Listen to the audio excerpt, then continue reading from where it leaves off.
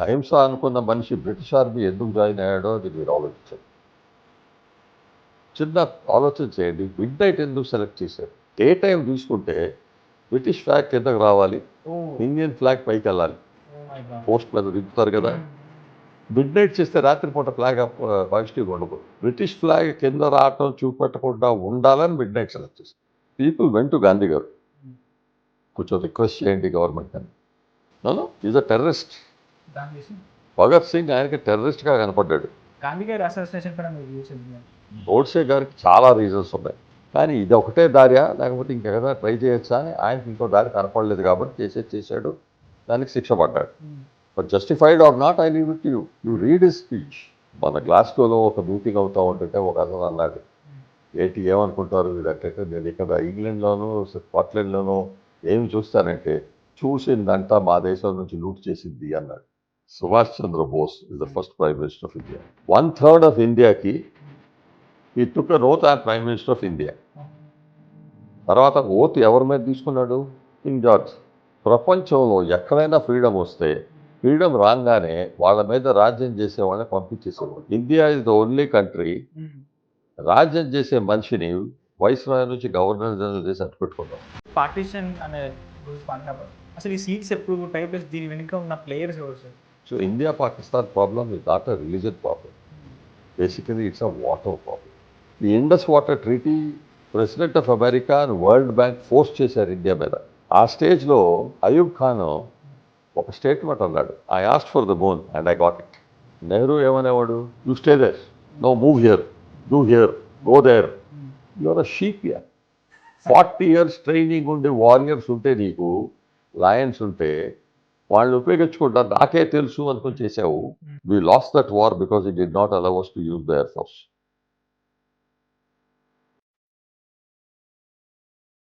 నమస్తే, welcome to త్రికాల్ voice. తెలుసు చాలా రోజుల తర్వాత మనం పాడ్కాస్ట్ చేస్తాం, బ్రేక్ వచ్చింది. బట్ మొత్తానికి మనం ఈరోజు ఒక అద్భుతమైన పాడ్కాస్ట్ చేయబోతున్నాను. One of the best podcast ever.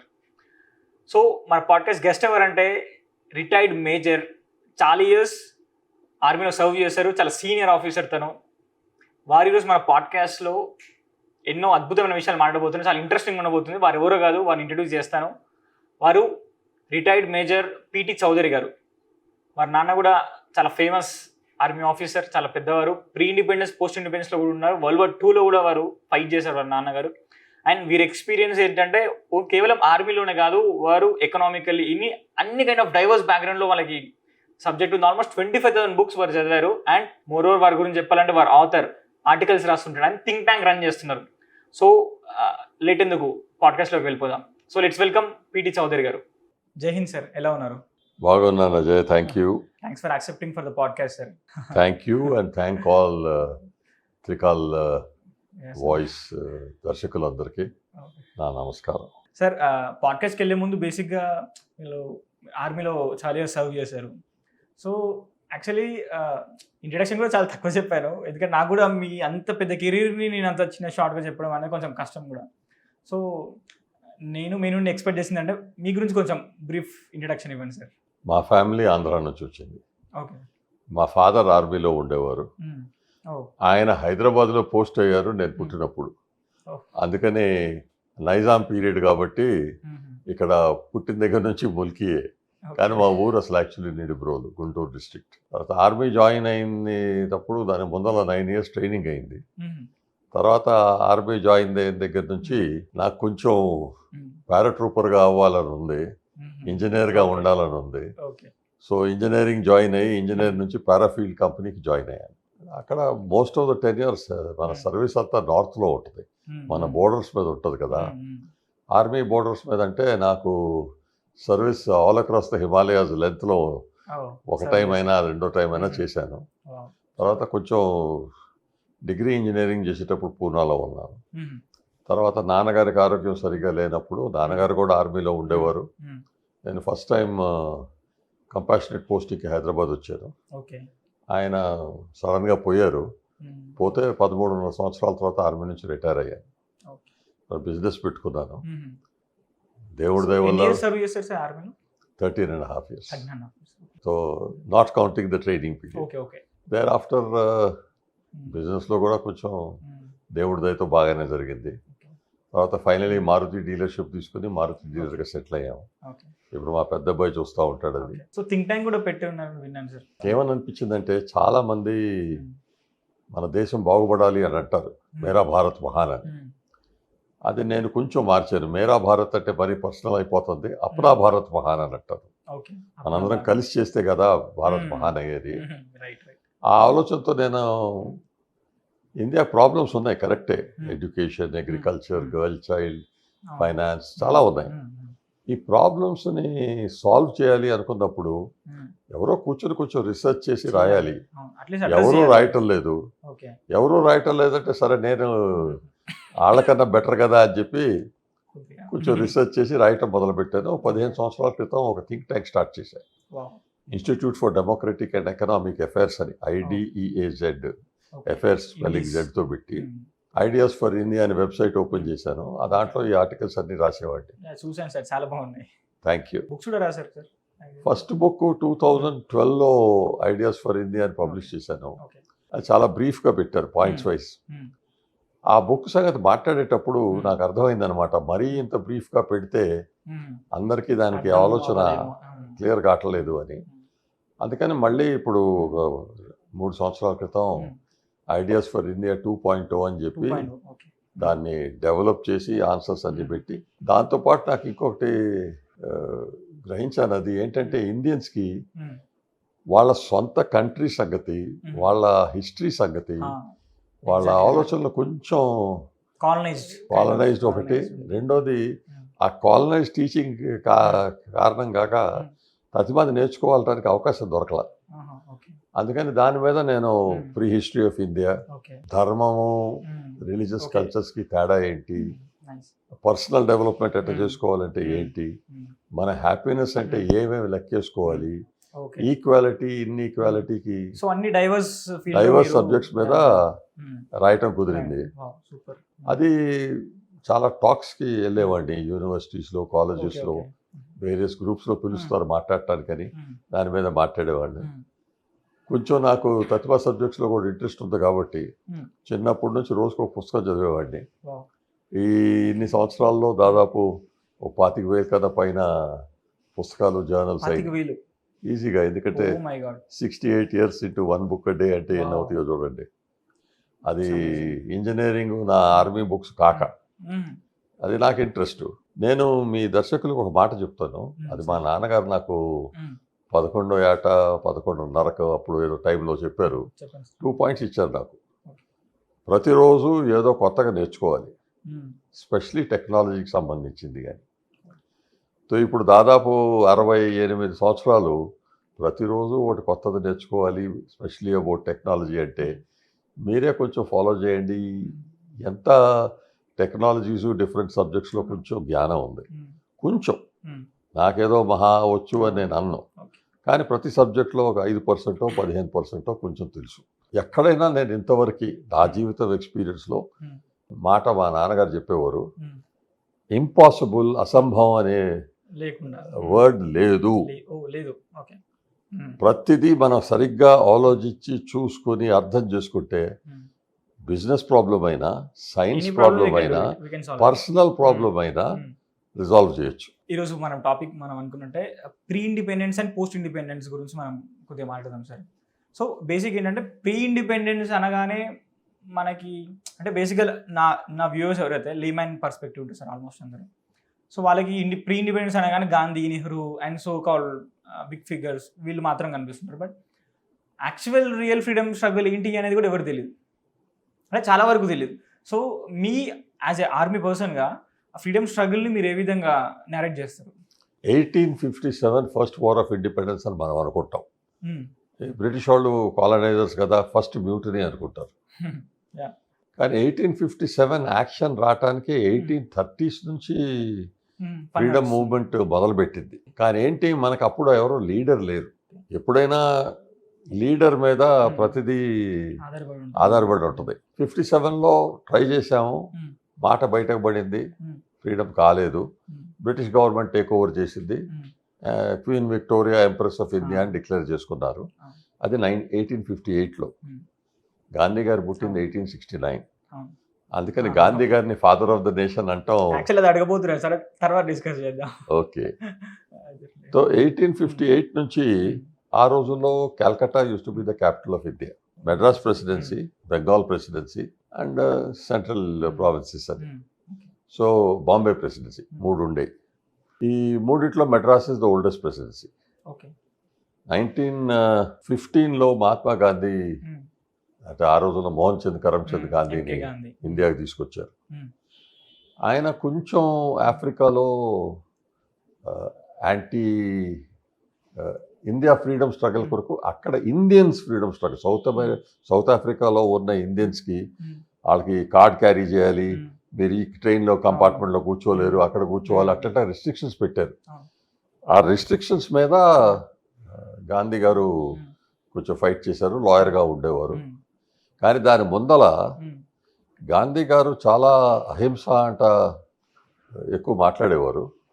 కానీ అహింస అనుకున్న మనిషి బ్రిటిష్ ఆర్మీ ఎందుకు జాయిన్ అయ్యాడో అది మీరు ఆలోచించండి. British for fighting against Boers, south African బోయర్స్లో, బోయర్ వార్లో. ఆ వార్లో I'm a faithful loyal person to the king అని చెప్పి ఆయన స్వేర్ చేసి ఆర్మీ జాయిన్ అయ్యాడు. అక్కడ సార్జెంట్ అయ్యారు. సార్జెంట్ అంటే కొంచెం తన కింద కూడా మనుషులు ఉంటారు, టీం ఉంటుంది. బ్రిటిష్ వాళ్ళకి ఏంటంటే ఇండియన్స్కి మేము వెపన్స్ ఇవ్వము, జాయిన్ అయ్యావు, అంబులెన్స్ తోలు, ట్రక్స్ తోలు, అట్లా అంబులెన్స్ డ్రైవర్ అయ్యాడు. కానీ ఆర్మీ జాయిన్ అయ్యాడు కదా. అహింస నిజంగా ఉన్నట్లయితే ఆర్మీ ఎట్లా జాయిన్ అవుతావు, ఏ ర్యాంక్ అయినా సరే. ఆ క్వశ్చన్ సపరేట్ పెడదాం. ఆయన కొంచెం పేరు వచ్చింది సౌత్ ఆఫ్రికాలో మనం ప్రొటెస్ట్ చేస్తామని. వరల్డ్ వార్ 1 స్టార్ట్ అయింది. వరల్డ్ వార్ 1 ఇనిషియల్లో ఇండియన్స్ జాయిన్ అవ్వడానికి రెడీగా లేరు. మీరు బ్రిటిషర్సు, మాకు కాలనైజర్సు, మేము మీ కొరకు ఎందుకు ఫైట్ చేయాలి అన్నట్టు యాటిట్యూడ్ ఉండేది. ఈయన తీసుకొచ్చి ఇండియాకి ఆ రోజుల్లో పబ్లిసిటీకి 2 మీడియాస్ ఉండేవి, న్యూస్ పేపర్స్ అను రేడియో. 2 గవర్నమెంట్ కంట్రోల్ కింద ఉండేవి. సెన్సర్షిప్ ఉండేది బాగా. సెన్సర్షిప్పే కాదు, వాళ్ళకి ఏదైతే రాస్తారో కంట్రోల్ ఉండేది. ఎందుకంటే అడ్వర్టైజ్మెంట్ రాదు, పేపర్ దొరకదు, వాళ్ళకు ఎలక్ట్రిసిటీ కావాలంటే పవర్. ఇవన్నీ మనకి ఎన్ని సంవత్సరాల తర్వాత ఇందిరాగాంధీ కూడా చూపెట్టింది ఎంత పవర్ ఉంటుందో అని ఎమర్జెన్సీ టైంలో.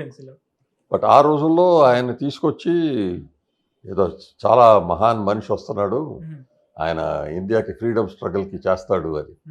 సౌత్ ఆఫ్రికా నుంచి ఇండియాకి రావాలంటే బ్రిటిష్ వాళ్ళు పర్మిషన్ ఇవ్వాలి కదా. He is going to go against the British and fight for Indian freedom అంటే వాళ్ళు పర్మిషన్ ఇచ్చేవారా? ఆ థాట్ వాళ్ళకి లేదు. ఎందుకంటే ఈయన మన మనిషి వస్తున్నాడు. ఆయన వచ్చేమన్నాడు, we have to fight for democracy, we have to fight for freedom, join the army, they will give us dominion status immediately afterwards అన్నారు. సరే, అందరూ జాయిన్ అయ్యారు. చాలామంది ఫైట్ చేశారు, చాలామంది చనిపోయారు కూడా వార్లో. ఫ్రాన్సు, ఆఫ్రికా అంతా.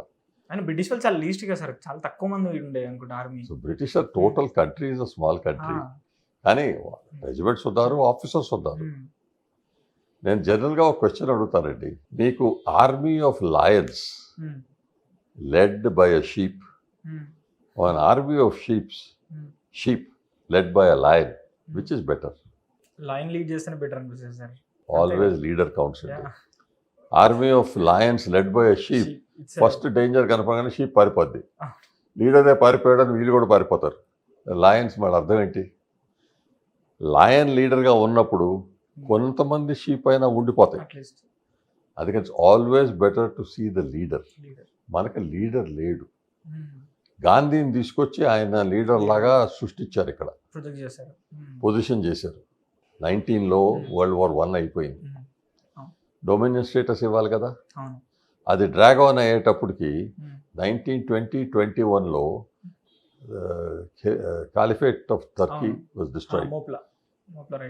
Moplah riot is in Kerala. This was caliphate of Turkey. Sick man of Europe అనేవారు. టర్కీని సిక్ మ్యాన్ ఆఫ్ యూరోప్ తీసేశారు. తీసేస్తే దాన్ని రిస్టోర్ చేయాలి అని అక్కడ వాళ్ళు ఫైట్ చేస్తున్నారు ముస్లిమ్స్. గాంధీ గారు వాళ్ళ సైడ్ మీద ఫైట్ చేసి క్యాలిఫేట్ మస్ట్ బి రిస్టోర్డ్ అని చెప్పి ఇక్కడ ఇండియాలో ఉన్న ముస్లిం వాళ్ళు, అలీ బ్రదర్స్ అని కొంతమంది ఉండేవారు, వాళ్ళందరికీ బూస్ట్ ఇచ్చి ముస్లిమ్స్ ఆర్ సపరేట్ అన్నట్టు పెంచింది అసలు ఈ కాలిఫేట్ మూవ్మెంట్తో అయింది. ఆ ఖిలాఫత్ మూవ్మెంట్. అది లేకపోతే ఇది వాళ్ళకంత డెవలప్మెంట్ వచ్చేది కాదు. ఈ ఖిలాఫత్ మూవ్మెంట్ మాట్లాడుతుంటే దాన్ని ఎక్స్క్యూజ్ లాగా పెట్టుకుని Hindus Muslims they not getting along, మనం డొమినియన్ స్టేటస్ ఎట్లా ఇస్తాము అని వీళ్ళు ఇంకా డిలే చేశారు.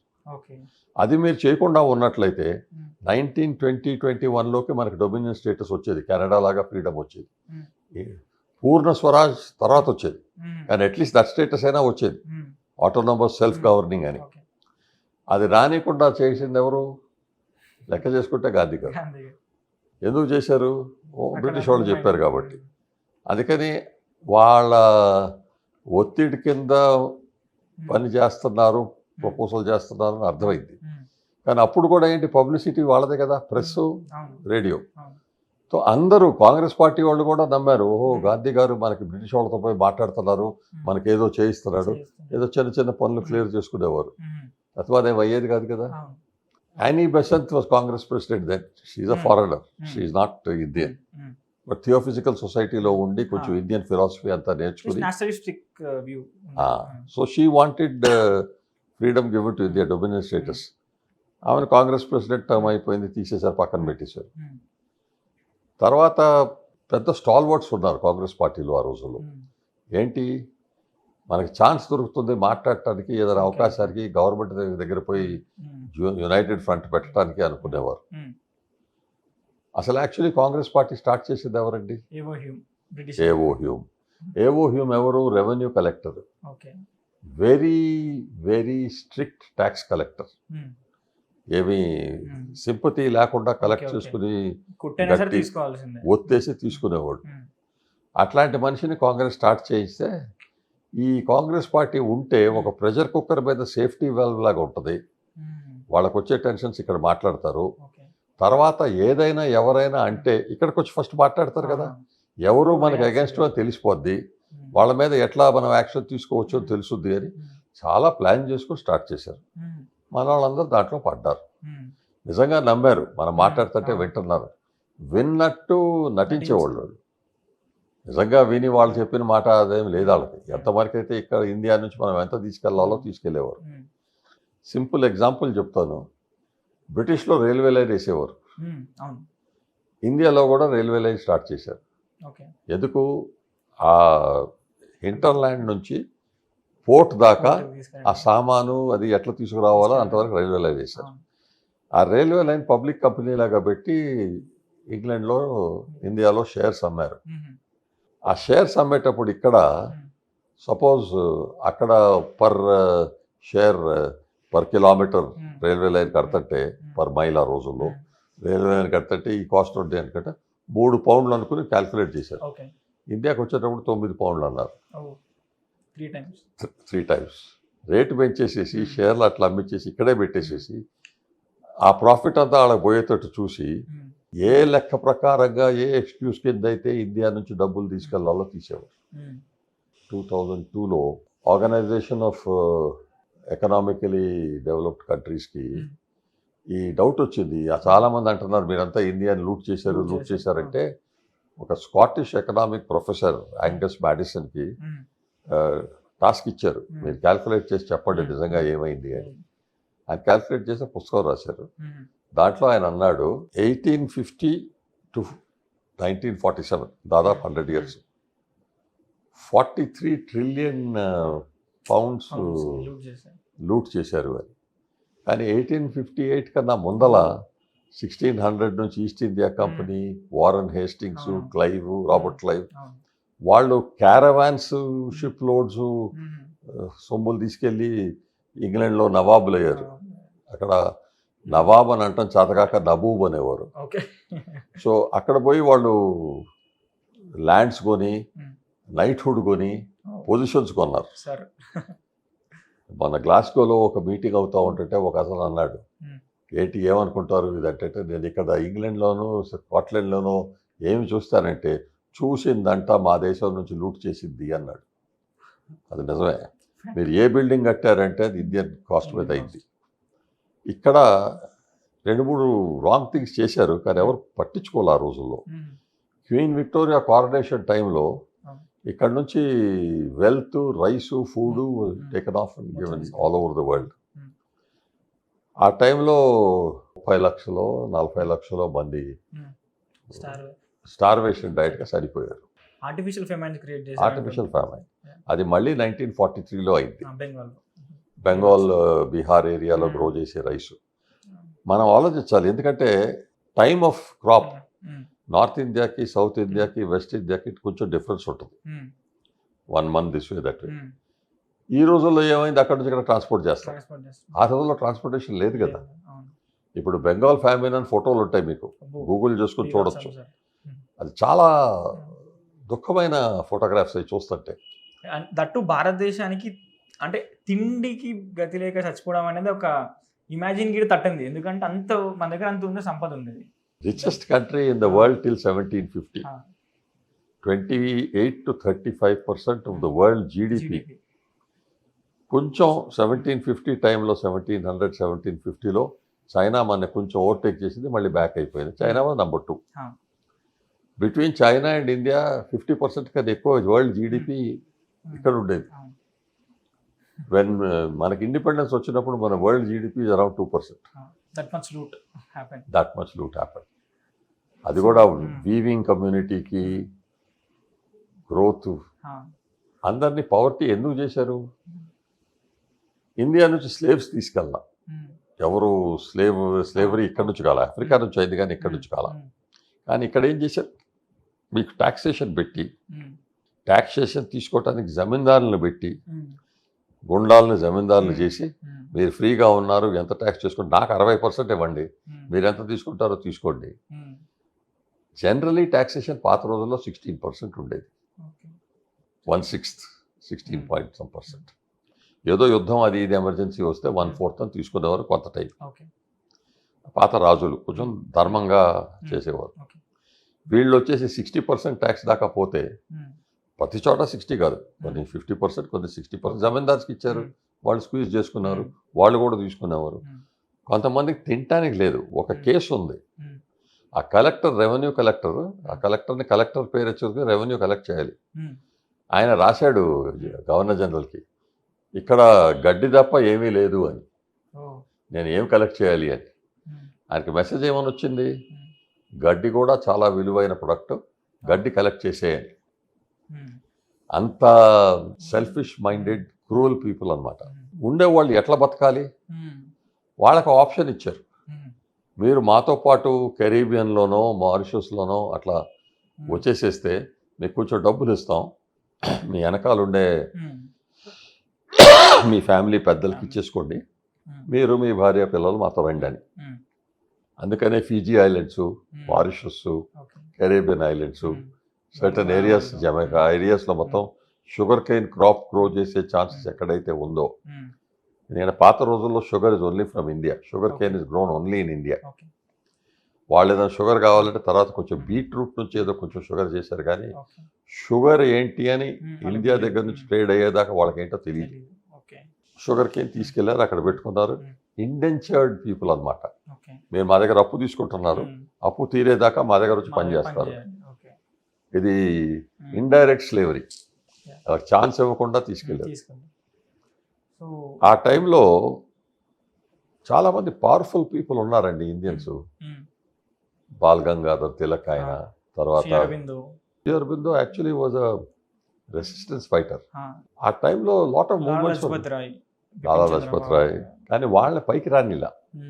ఇప్పుడు నేతాజీ సుభాష్ చంద్రబోస్ గారు, నేతాజీ తర్వాత వచ్చింది కదా సుభాష్ చంద్రబోస్ గారు, ఆయన ఐసీఎస్లో సెలెక్ట్ అయ్యారు లండన్లో. అది కొంచెం కొన్ని రోజులు చూశారు, ఆయన వారం 10 రోజుల్లో నెల రోజుల్లో ఉన్నారు, రిజిగ్నేషన్ లెటర్ ఇచ్చేసారు, ఐ డోంట్ వాంట్ అని. ఇండియాకి వచ్చారు, కాంగ్రెస్ పార్టీ జాయిన్ అయ్యారు. ఆయన కూడా కాంగ్రెస్ పార్టీ మన దేశ వాయిస్ లాగా వస్తుంది అనుకున్నారు, ఎందుకంటే మీడియా అట్లా కవర్ చేసేది. ఆయన కాంగ్రెస్ ప్రెసిడెంట్ అయ్యాడు.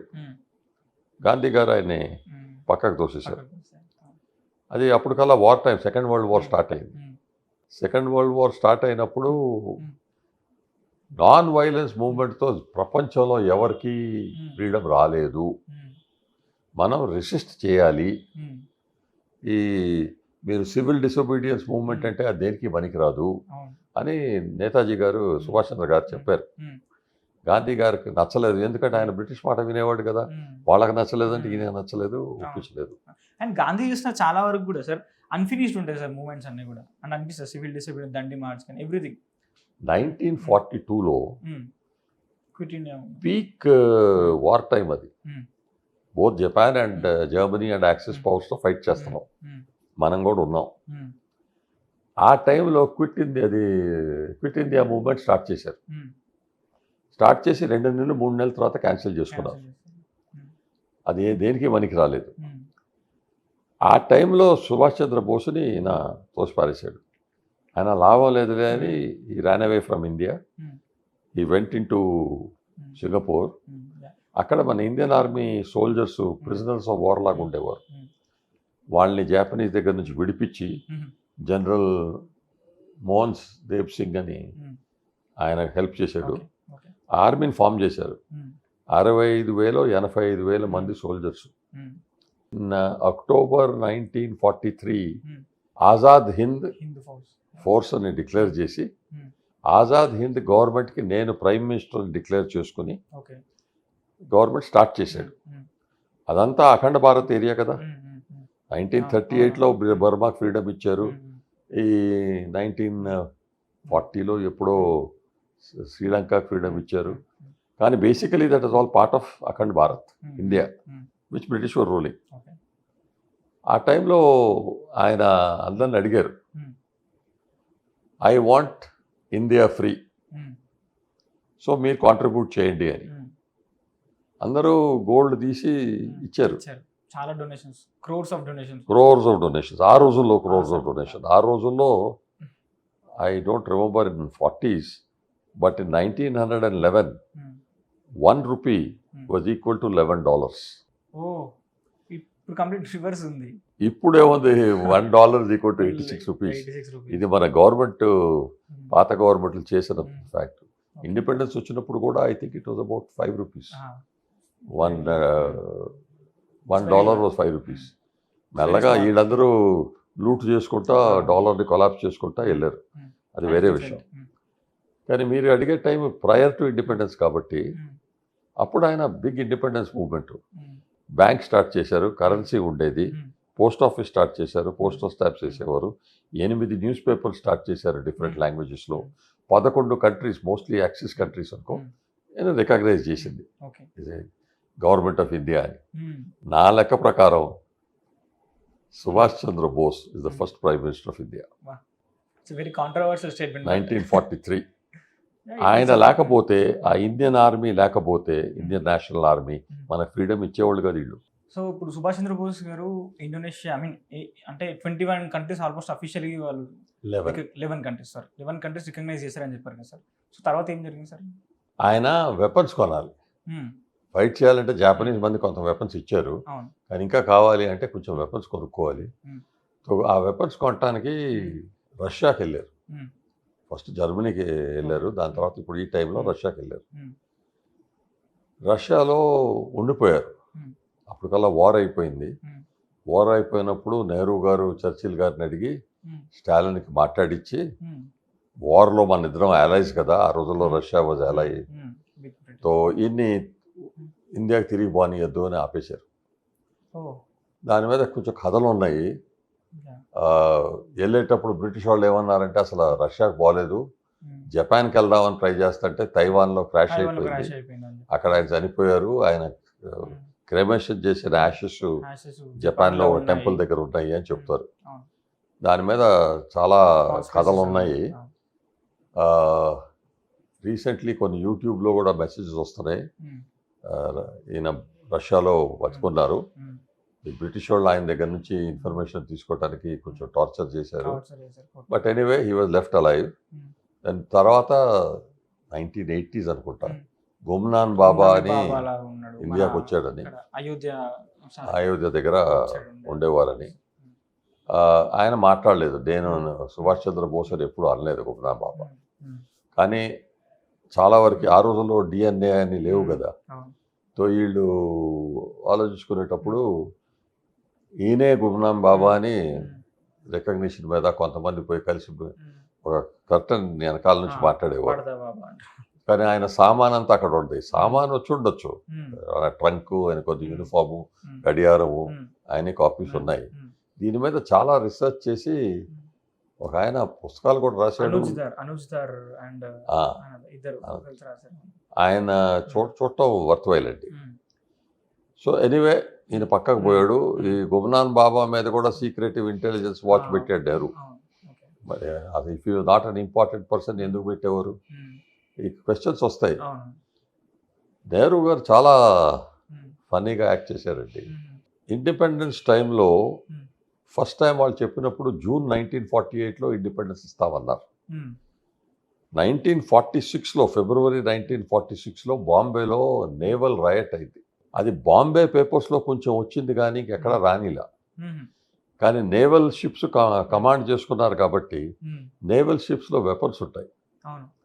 బ్రిటిష్ వాళ్ళందరినీ తవరేశారు అక్కడి నుంచి. ఉమ్, దొరికితే ఒక ఫ్లాగో, 2 ఫ్లాగ్లో, 3 ఫ్లాగ్లో ఫైల్ చేసేవారు. కాంగ్రెస్ ఫ్లాగ్, ట్రై కలర్, ఉమ్, కమ్యూనిస్ట్ ఫ్లాగు, ఉమ్, ఉమ్, మళ్ళీ ముస్లిం లీగ్ ఫ్లాగు, 3 పెట్టేవారు. ఉమ్, 3 దొరకకపోతే ఒకటైనా ఉమ్. ఫ్లాగ్స్ ఏదో ఉండేవి. పెట్టేవారు. ఓకే. మేము um, we're not under your control Your క్లియర్గా control చెప్పారు. అనేది. ఉమ్, బ్రిటిష్ వాళ్ళు కరాచీ నుంచి ఉమ్, ఎయిర్ ఫోర్స్ అను ఉమ్, నేవల్ ఫైరింగ్ ఇళ్ళ మీద చేయడానికి ఉమ్, ఆర్డర్స్ ఇచ్చారు. ఉమ్.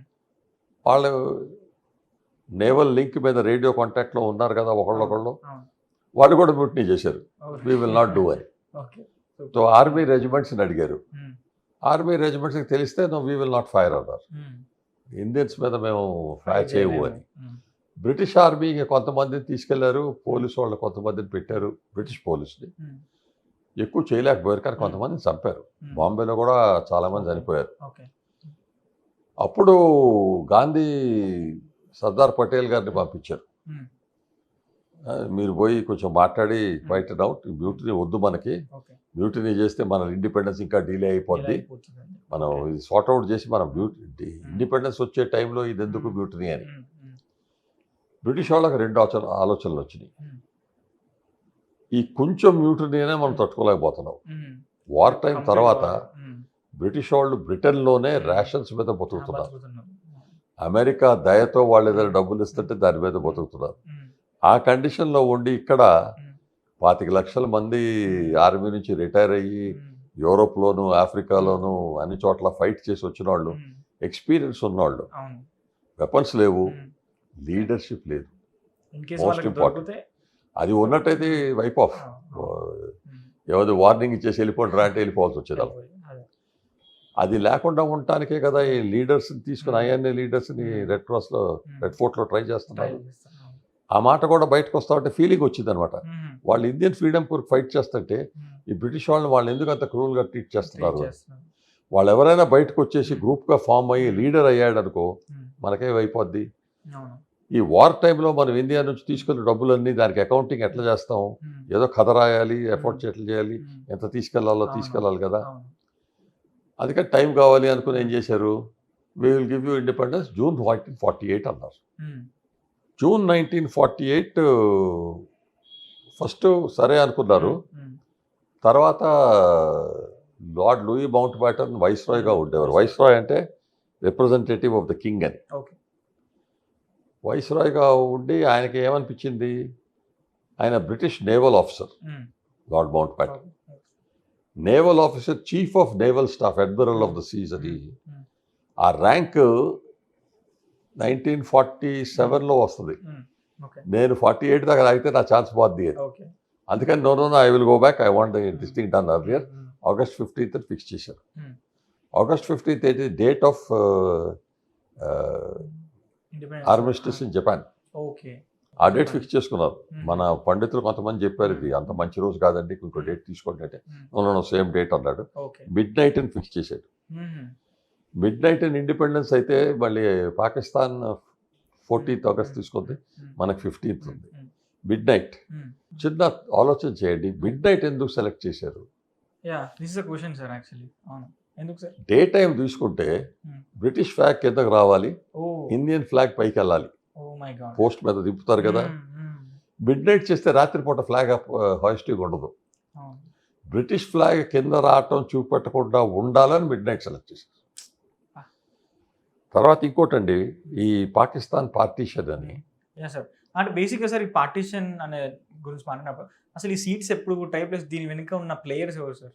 Basically USA and Europe, England. అప్పుడు యూరప్ అనే జర్మనీ అని ఇటలీ అని రాంగ్ సైడ్లో ఉన్నారు కదా. వాళ్ళకేంటి, రష్యా వచ్చేసి ఆఫ్ఘనిస్తాను ఇండియాకి వచ్చి సీకి వచ్చుద్ది, సీకి వస్తే మనకి డేంజర్ అవుద్ది, ఇక్కడ మిడిల్ ఈస్ట్లో ఉన్న ఆయిల్ అది ఇదంతా ఉంది కదా, దాన్ని గ్రేట్ గేమ్ అనేవారు. రష్యాని ఎట్లా ఆపాలి, అప్పుడు యుఎస్ఎస్ఆర్ కాబట్టి USSR power block, Union of Soviet Socialist Republics, power block అప్పుడు అని బ్లాక్ చేయాలని. ఇది కమ్యూనిస్ట్ అయిపోతారు. చైనా కూడా కమ్యూనిస్ట్. అందుకని వాళ్ళు ఏమన్నారంటే, చైనా అప్పుడు కమ్యూనిస్ట్ అవ్వాల ఫుల్గా, సున్యాత్ సెన్ గవర్నమెంట్ కింద ఉండేది, రిపబ్లికన్, మావోసేతు ఫైట్ చేస్తారు. అది ప్రైవేట్ చేయడానికి ఏమనుకున్నారు, we must have some old ఇక్కడ అని. నిజంగా హిందూ ముస్లిం డివైడ్ చేయాలంటే ముస్లిం నేషన్ కావాల్సిన ఓట్ చేసిన వాళ్ళు ఎవరు, బీహార్ బెంగాల్ వాళ్ళు. సో మీరు ఒట్టి అక్కడ ఈస్ట్ పాకిస్తాన్ అని చిన్నగా పెట్టి ఈ వెస్ట్ పాకిస్తాన్ ఎక్కడి నుంచి తీసుకొచ్చారు, వాళ్ళు ఓట్ చేయలేదు కదా. Baluchistan was independent company called కల్టా.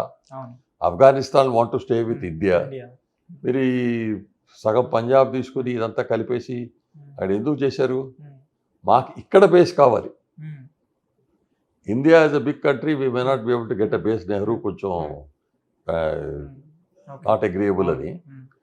So ఇక్కడ బేస్ కావాలంటే మనం మిలిటరీ ఫోర్స్గా పెట్టి పాకిస్తాన్ డెవలప్ చేసి మనం వాళ్ళకి సపోర్ట్ ఇస్తున్నామని చెప్పి south east Asia treaty organisation so Pakistan, west Pakistan form అయింది because they wanted a base against రష్యాకి. రిఫోర్స్ కావాలంటే మాకు బేస్ కావాలి అని. లేకపోతే ఇటు ముస్లిం హిందూ అంటే బీహార్ బెంగాల్ ఇంకొంచెం పెంచేసేసి అక్కడ ఇచ్చేవారు కదా, అది ఇవ్వలేదు కదా. కావాలని వాళ్ళకి ముస్లిం సంగతి ఆలోచన లేదు, మనకి బేస్ అట్లా కావాలి. ఈ ఫ్రీడమ్ ఎంతవరకు డీలే చేయగలుగుతాము. ఆ ఖిలాఫత్ మూవ్మెంట్ దగ్గర నుంచి 1920s నుంచి 1947 దాకా డీలే చేశారు. ఇప్పుడు ఏదో డీలే చేశారు కాబట్టి అన్నారు కాబట్టి ఏదో ఇవ్వాలి. అందుకని ఈ ఎలక్షన్లో చూస్తే సపరేట్ ఎలక్టోరేట్స్ అది ఇది పెట్టి బీహార్ బెంగాల్లో ఇవ్వాలి కదా మొత్తం. సగం ఇక్కడ ఎందుకు ఇచ్చారు, పాపులేషన్ ట్రాన్స్ఫర్ ఎందుకు చేయలేదు, దానికి టైం కూడా ఇవ్వలేదు. లాక్స్ ఆఫ్ పీపుల్ చనిపోయారు. పాపులేషన్ ట్రాన్స్ఫర్కి టైం ఇచ్చినట్టయితే శుభ్రంగా అయిపోయేది. 48లో అయిపోయింది. తగ్గించి టైం లేకుండా ఈ Pakistan and east Pakistan boundary was drawn in 2 days. 2 రోజులకు వచ్చాడు ఇండియాకి, ఎక్కడా చూడలేదు. మ్యాప్ మీద కూర్చొని డ్రా చేశాడు. అదే డివిజను. ఆ లైన్ మనకి ఇంపార్టెంట్ ఆ బోర్డర్గా. సో ఇది ఏమైంది, ఆ లైన్ డ్రా చేసేటప్పుడు గుర్దాస్పూర్ డిస్ట్రిక్ట్ పంజాబ్లో ఇండియాకి చూపెట్టాడు. Gurdaspur district is an irrigation power centre.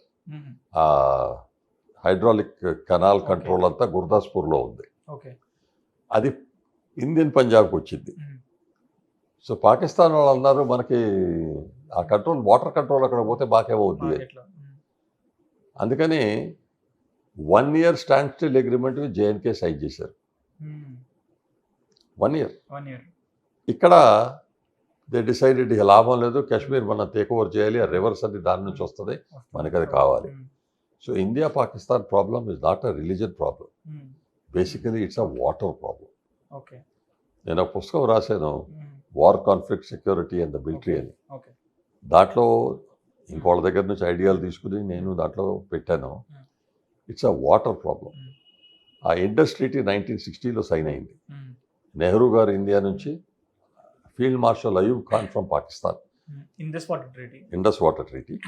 దానికి treaty irrigation water power minister పాకిస్తాన్ది జుల్ఫికార్ భుట్టో.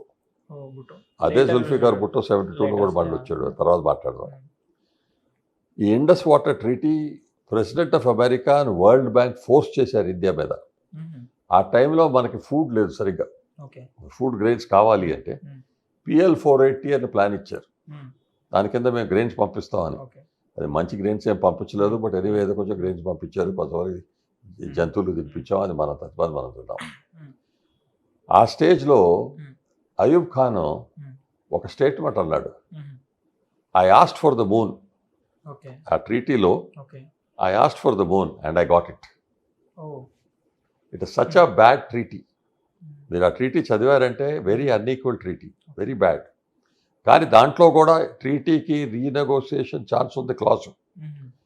దాంట్లో మనకి suppose 20% water is coming to us. ఆ 20% కూడా మనం ఫుల్గా యూజ్ చేయలేదు పానిచ్చా పాకిస్తాన్కి. పాకిస్తాన్తో ఉన్న ప్రాబ్లం మనం కరెక్ట్గా రికగ్నైజ్ చేయకపోతే మనం రాంగ్ టార్గెట్లో ఫైట్ చేస్తున్నాం. It's a water problem, treat it like a water problem.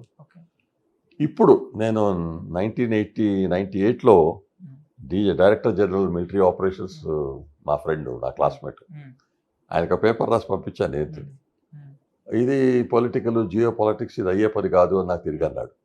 తర్వాత వార్ కాన్ఫ్లిక్ట్ సెక్యూరిటీ పుస్తకంలో ఆయన ఇంట్రొడక్షన్ రాశాడు, దాంట్లో కూడా నేను రాశాను ఇది. ఆయన అన్నాడు ఇది ఒక ఐడియా ఉంది చౌదరి గారిది, కానీ I don't think it is possible అన్నాడు. మొన్న మోడీ గారు దానికన్నా బొందల, యాక్చువల్లీ బొందలే నెగోషియేషన్ అన్నారు. అది గుర్తు చేశాను ఆయనకి. నీకు ఎట్లా ఐడియా వచ్చిందో నాకు తెలియదు కానీ పీటీ ఇది మామూలుగా అయితే జరగదు అని నేను కొటేషన్ ఇచ్చాను. Rio Grande USA took it. ఈ సిరియాకి నీళ్లు పోతా ఉంటుంటే టర్కిష్ వాళ్ళు said this is our water, will take it, తతిమాది అయితే మిగిలితే మీరు చూసుకోండి. So it is not something, this is a most unequal treaty ever signed. Blunder. So మనం బ్లండర్స్ గురించి మాట్లాడుతున్నాం కాబట్టి సార్, నెహ్రూ చేసిన, అంటే చాలామంది మీలాంటి వాళ్ళు పెద్దవాళ్ళు చాలామంది కూడా ఈ మధ్య మేము కూడా సోషల్ మీడియాలో వింటున్నాం, యాజ్ ఎ ప్రైమ్ మినిస్టర్ అదొక అన్డెమోక్రాటిక్ వేలో ప్రైమ్ మినిస్టర్ అయ్యాడు. అండ్ ఉన్నన్ని రోజుల్లో కంప్లీట్గా ఎన్నో lot of blunders, I mean Himalayan blunders అంటారు కదా, హండ్రెడ్స్ ఆఫ్ బ్లండర్స్ చేశాడు. So can you say few? మీరు అన్నారు చూడండి అన్డెమోక్రాటిక్ వే అని.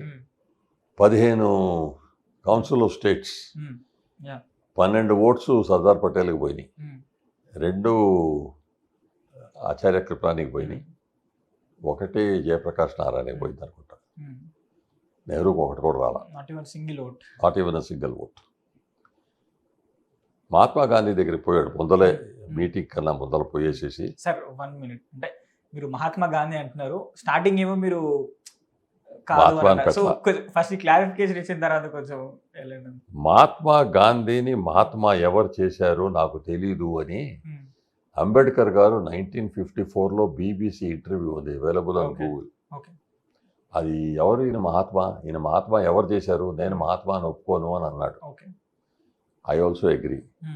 మనకు తర్వాత తెలిసింది ఏంటి, బ్రిటిష్ గవర్నమెంట్ మీడియా కంట్రోల్ చేస్తుంది కదా, మీడియాకి ఒక ఆర్డర్ ఇచ్చారు, ఎప్పుడైతే మోహన్ దాస్ కరమ్చంద్ గాంధీ లేకపోతే గాంధీ అని పేరు యూజ్ చేస్తారో దాని ముందల మహాత్మా అని మీరు పెట్టాలి అని. It is given by the British, it is ordered by the British and spread over the country. Gandhi గారు ఏం చేసినా దానికి బూస్టప్ చేసి is doing it for India అని, actually is doing for the British అని అనలా. I prove it. Bhagat Singh, Rajguru, Sukhdev ముగ్గురిని trial చేశారు, డెత్ పెనల్టీ ఇస్తున్నారు. ఆ జడ్జి తర్వాత రాశాడు, గాంధీ అయినా నెహ్రూ అయినా నన్ను వచ్చి డెత్ పెనల్టీ వద్దు, లైఫ్ ఇంప్రిజన్మెంట్ చేయని అడుగుతారు అనుకున్నాను. ఆయన అడగలేదు కాబట్టి నేను డెత్ పెనల్టీ ఇచ్చాను. People went to Gandhi garu, కొంచెం రిక్వెస్ట్ చేయండి గవర్నమెంట్ అని. No is a terrorist Gandhi. Bhagat Singh ఆయనకి టెర్రరిస్ట్గా కనపడ్డాడు. మీరు ఇండియా ఫ్రీడమ్ ఫైట్ చేస్తున్నారా, బ్రిటిష్ కాలోనియల్ రూల్కి సపోర్ట్ చేస్తున్నారని థాట్ వస్తుంది. Lord Irwin was the viceroy. Judgment అయినా వైస్రాయ్ కూడా స్టాప్ చేయొచ్చు, ఫైనల్ పార్డర్ ఆయన చేతిలో ఉంటుంది. ఆయన కూడా రాశాడు తన బయోగ్రఫీలో, ఆటోబయోగ్రఫీలో. నేను అనుకున్నా నెహ్రూ అని వీళ్ళు వస్తారేమో అని, ఎవరు రాలా. ప్రతిమా వాళ్ళు కాంగ్రెస్ పార్టీ నుంచి పోవాలని ట్రై చేసినా ఎవరు వినేవారు కాదనుకోండి. వీళ్ళిద్దరూ పవర్లో ఉన్నారు కదా, గాంధీ వాళ్ళే తీసుకొచ్చి పెట్టారు, నెహ్రూ గాంధీ సపోర్ట్తో వస్తున్నాడు కాబట్టి. So their attitude was different. కానీ ఏదో మూవీ హీరోని తీసుకొచ్చి పబ్లిసిటీ చేసి ఓహో ఈయనంత అంటే అట్లా చేశారు Mahatma. Father of the nation కూడా అంటుంటారు కదా సార్, ఇప్పుడు గూగుల్లో కొట్టాం who's the father of the nation అంటే మహాత్మా గాంధీ అని వస్తుంది. సో అది కూడా జోక్, బిగ్ జోక్ అని చెప్పారు. 1858లో queen Victoria declared as empress of India. 1600లో ఈస్ట్ ఇండియా కంపెనీ అని వచ్చింది, అంటే ఇండియా అప్పటి నుంచి ఉంది. 1869లో పుట్టిన మనిషి how can he become father of India? ఆ లియాఖత్ అలీ ఇది మన మొహమ్మద్ జిన్నా ఫాదర్ ఆఫ్ పాకిస్తాన్ అంటే పాకిస్తాన్ అప్పుడే డివైడ్ అయింది ఇండియా నుంచి అని సో ఆయన అయ్యాడు వేరు. గాంధీ అంటే అక్కడ ఫాదర్ ఆఫ్ ద నేషన్ అంటే మనం కూడా ఫాదర్ ఆఫ్ ద నేషన్ ఎత్తుకోవాలి. ఎందుకు ఎత్తుకోవాలి? అవసరం లేదు కదా. మదర్ బేస్ మనకి concept of father of the nation సరిగ్గా లేదు. మన పాయింట్ ఇస్ మదర్ ఇండియా అంటాం, భారత్ మాత అంటాం. సో మనకి భారత్ మాత ఇస్ ఎ రిప్రజెంటేటివ్, ఇది పర్సన్ కాదు. The cultural emotional representative of the culture ధర్మ ఆఫ్ ఇండియా. బట్ మీరు అన్నట్టు I personally do not feel Gandhiji is any Mahatma. అది పబ్లిసిటీ, ఆ రోజుల్లో పబ్లిసిటీకి అందరు నమ్మేవారు. మా ఫాదర్ కూడా మహాత్మా గాంధీ అంటే ఎంతో పెద్ద హీరో అనుకునేవారు. 1950లో ఆయన చనిపోయినప్పుడు ఈయన కాశ్మీర్లో సర్వ్ చేస్తున్నారు. జనవరి 30th ఆయన మర్డర్ చేశారు, అసాసినేట్ చేశారు అని తెలిస్తే 1 month no woollen wear, no hot water bath, I will sleep on the floor అని 1 month in J&K, my father. He ended up with chronic bronchial asthma for the rest of his life. But ఆయనకు ఆ feeling ఉండేది, గాంధీజీ మాట్లాడుతున్నారు, quit India movement అని. ఆర్మీలో ఉన్నారు ఆయన, కానీ ఆర్మీలో ఏదైనా మన ఫ్రీడమ్ కావాలి అంటే లీడర్ ఉండాలి. గాంధీని లీడర్గా చూపెడతా ఉన్నారు బ్రిటిష్. సార్ మీరు ఇందాక మీ నాన్నగారు కూడా కొంచెం బాధపడ్డారని చెప్పారు. సో బేసికలీ మీరు చెప్తున్న నాకు అనిపిస్తుంది సార్, అంటే మీ వ్యూస్ కూడా తెలుసుకోవాలనుకుంటున్నాను. గాంధీ గారి అసాసినేషన్ పైన మీ వ్యూస్ ఏంటి సార్? ఐ మీన్ అంటే కొంతమంది చెప్తుంటారు చంపడం తప్పు అంటారు, లేకపోతే కొంతమంది చంపినందుకే అట్లీస్ట్ మనం సర్వైవ్ అయ్యాము కొంతవరకు, లేకపోతే ఇంకా చాలా దారుణాలు జరిగేది అని చెప్పేసి. ఏంటంటే ఎవరినైనా అసాసినేట్ చేయటం రైట్ కాదు, కానీ బ్రిటిష్ వాళ్ళని అడగండి. హిట్లర్ని అసాసినేషన్ చేయడానికి జనరల్ రోమన్ ట్రై చేశాడు కదా, ఫెయిల్ అయ్యాడు. He was asked to commit suicide, he drank poison. మీకు ఆ రోజుల్లో క్వశ్చన్స్ వచ్చాయి, హిట్లర్ పుట్టిన దగ్గర నుంచి ఫ్యూరర్ అయ్యేదాకా నీకు ఛాన్స్ దొరికితే చంపేసేవాడువా? ఓ చాలా ఈవెల్ పర్సన్ చంపేసేయాలి అని అంటారు. కానీ ఆయన చేసిన ఈవెల్ ప్రొడక్ట్స్ బయటికి పడేదాకా తను ఈవెల్ పర్సన్ అని ఎవరన్నారు? తర్వాత హైండ్ సైట్లో తెలిసింది ఈవెల్ అని. అని పుట్టిన తర్వాత కుర్రాళ్ళలాగా ఉంటే చంపేసేవారా? రేపు టుమారో ఈవెల్ అయ్యేవాడు అని అంటారే, కుదరదు కదా. గాంధీ గారు demonstrated an anti Hindu tendency. పోపులర్ rights, బెంగాల్లో డైరెక్ట్ యాక్షన్ డే, అది బెంగాల్ ఫైల్స్ అనే పిక్చర్ వస్తుంది, చూడాలని ఉంది నాకు కూడా. కానీ మీరు గూగుల్ చేసి ఆ డైరెక్ట్ యాక్షన్ డే బెంగాల్లో ఫోటోగ్రాఫ్ చూడండి. శవాల్ని కాల్చేసి అక్కడ పడేసిపోయారు, దరికేసి కాల్చేసి పడేసిపోయారు. హిందువుల్ని రేప్ చేశారు, కన్వర్ట్ కూడా చేశారు. ఇట్లా ఎట్లయింది అంటే బెంగాల్ చీఫ్ మినిస్టర్ సుఖర్వాడి జిన్నా చెప్పాడు, కొంచెం పోలీసు వాళ్ళకి సెలవు ఇచ్చేసి డైరెక్ట్ యాక్షన్ పెట్టి ఈ హిందూస్కి కొంచెం దడిపించావంటే వాళ్ళు దడుచుకుంటారు, ఆ బెంగాల్ కూడా మనకి వచ్చేస్తుంది, పార్టీషన్ అవుతుంది కదా. సో ఈయన పోలీసు వాళ్ళకి సెలవు ఇచ్చాడు, వీక్ 10 days లీవ్ గో అని. ముస్లిం వాళ్ళు తయారుగా కూర్చున్నారు, సరే ఛాన్స్ మీదే చేసుకోండి అని. కాలనీస్ నుంచి గ్రూప్స్గా బయటకు వచ్చి హిందూ ఏరియాస్లోకి పోయి రేపు, పిలజు, లూటు, చంపటం, కాల్చేయటం అంతా జరిగింది. అక్కడ ఆ టైంలో ఒక బుచ్చర్ ఉన్నాడు, మటన్ అమ్మే మనిషి, బ్రాహ్మణ్, గోపాల్ పాఠక్. గోపాల్ పాఠక్. ఆయన కొంచెం ఒక రెస్లర్స్ టీం కూడా పెట్టేవాడు, వారికి టీం వద్దు, యంగ్స్టర్స్. ఒకరోజు చూశాడు, అంటే మన వాళ్ళకి రియాక్షన్ లేదు, మనం ఎందుకు కూర్చోవాలి అని అనుకుని ఆయనకి రెస్లర్స్ టీము వాళ్ళందరినీ పిలిచాడు, యంగ్స్టర్స్. ఇవాళ సాయంత్రం మీరు దగ్గర ఏముందైనా వెపన్ లాగా యూజ్ చేయటం, కర్ర, గొడవలి ఏదైనా పట్టుకురండి, మనం వీళ్ళకి పాఠం నేర్పుతామని. సో సెకండ్ డే ఈవినింగ్ ఏ ముస్లిం కమ్యూనిటీస్ కాలనీ నుంచి మనుషులు బయటకు వచ్చారో ఆ కాలనీని అటాక్ చేశారు. అటాక్ చేసి తేడా ఉంది, లేడీస్ని పిల్లల్ని ముట్టుకోవాలి, మనుషులందరినీ నరికేశారు. థర్డ్ డే కూడా మళ్ళీ అట్లాగే చేశారు. శుక్రవాడికి అదిరిపోయాడు మనిషి, చీఫ్ మినిస్టర్. ఇట్లా రియాక్షన్ వస్తుందని నేను Expect అనుకోలేదు, చేయలేదు. ఇట్లయితే మనం కష్టపడతామని చెప్పి ఉమ్. గాంధీ కబురు పంపించాడు. ఉమ్. ఆయన మెసేజ్ పంపించాడు, ఆపేయండి, నో ఫాల్ట్, నేను వస్తున్నాను అని. ఉమ్. నెక్స్ట్ డే వచ్చాడు, వీళ్ళు ఆ డే ఫైటింగ్ చేయలే. ఆ రోజు కూడా గాంధీ మీద కొట్టడానికి వెళ్ళారు అని చెప్పేసి అంటుంటారు సార్. అంటే మీరు ఎట్లా అంటుంటారు, మీరు మేము మాకు ఇంత జరుగుతూ ఉంటే. కొట్టడానికి వెళ్ళారు, అంటే ఆర్గ్యూ mob- చేశారు. mob వెళ్ళి మీరు వాళ్ళు మమ్మల్ని చంపుతూ ఉంటుంటే మీరేం మాట్లాడలేదు. ఉమ్. ఇప్పుడు మేము రియాక్ట్ అవుతూ ఉంటుంటే మనం ఆపడానికి మీరు వచ్చారు, దాంట్లో ఏదైనా న్యాయం ఉందా అని అడిగారు. ఉమ్. అడిగితే నో నో నో, ఏమైనా సరే జరగటానికి వీల్లేదు, మీరు సరెండర్ చేయాలి, లేకపోతే నేను ఫాస్ట్ అండ్ టు డెత్ చేస్తాను, అది ఇదని. ఉమ్. గాంధీ గారికి ఫాస్ట్ అండ్ టు డెత్ చాలాసార్లు చేశారు. ఓకే. టుడే రీసెర్చ్ ఏమని చెప్పుద్ది, ఉమ్. మీ వెయిట్ 70 కిలోలు అయితే ఉమ్. 70 రోజులు మీరు ఫాస్ట్ చేసినా మీరు చావరు. ఓకే. మీకు కమిట్మెంట్ ఉండొచ్చు ఫాస్ట్ అండ్ టు డెత్ అని, ఉమ్. అది రైట్ రీజనా కాదా అని తెలియదు. ఉమ్. మీరు ఒకసారి ఆలోచించండి, quit India movement, Gandhi Nehru గారు అరెస్ట్ అవన్నీ జరుగుతూ ఉన్నాయి కదా, ఉమ్. ఎక్కడైనా గాంధీ నెహ్రూకి ఒక్క లాఠీ డబ్బైనా తగిలిందా? లేదు. లేదు. వాళ్ళు జైలు ఎట్టాంటిది, ఒక గెస్ట్ హౌస్లో తీసుకెళ్ళి హౌస్ అరెస్ట్లో కూర్చోబెట్టి. కూర్చోబెట్టేవారు. ఉమ్. వాడికి రోజు పొద్దున సాయంత్రం కుక్ వచ్చి మీకు ఇవాళ రాత్రి ఏం తింటారు, రేపు పొద్దున్న ఏం తింటారు అని అడిగి మెనూ తీసుకుని పోయి చేసేవాడు. ఉమ్. వాళ్ళకి రేడియో ఉండేది, ఉమ్. న్యూస్ పేపర్స్ వచ్చేవి, ఉమ్. కాగితము పెన్ రాయడానికి ఇచ్చి మీరేం పుస్తకాలు. రాసుకుంటారో రాసుకోండి అని. We are participating, we are freedom fighters అంటే మిమ్మల్ని ఎట్లా వదిలిపెట్టారు? ఉమ్. అదే సావర్కర్ సర్వార్కర్ గారు ఏమైంది, కలపానిలో కాలపానీలో తీసుకెళ్ళి రోజు 2 కేజీలు నూనె ఆ గంచెక్క తిప్పితే కానీ వాళ్ళ బ్రదర్ కూడా అదే కాలపానీలో ఉన్నాడని ఆయనకు తెలియకుండా అట్టుపెట్టి, ఆ? మీరు ఇదా జైలు అదా జైలు ఆలోచించండి. ఎందుకు బ్రిటిష్ వాళ్ళని పోషిస్తున్నారు? కావాలని. సరే, ఎనీవే అది వాళ్ళు చేశారు, మన వాళ్ళు ఫూల్ అయిపోయారు. ఆ పబ్లిసిటీ అదే ఉండేది కాబట్టి ఆ పబ్లిసిటీ ద్వారా అయ్యారు. అది ఎందుకు అయ్యారు ఏంటి మీరు ఒప్పుకుంటారో లేదో మీరు ఆలోచించండి. These are facts.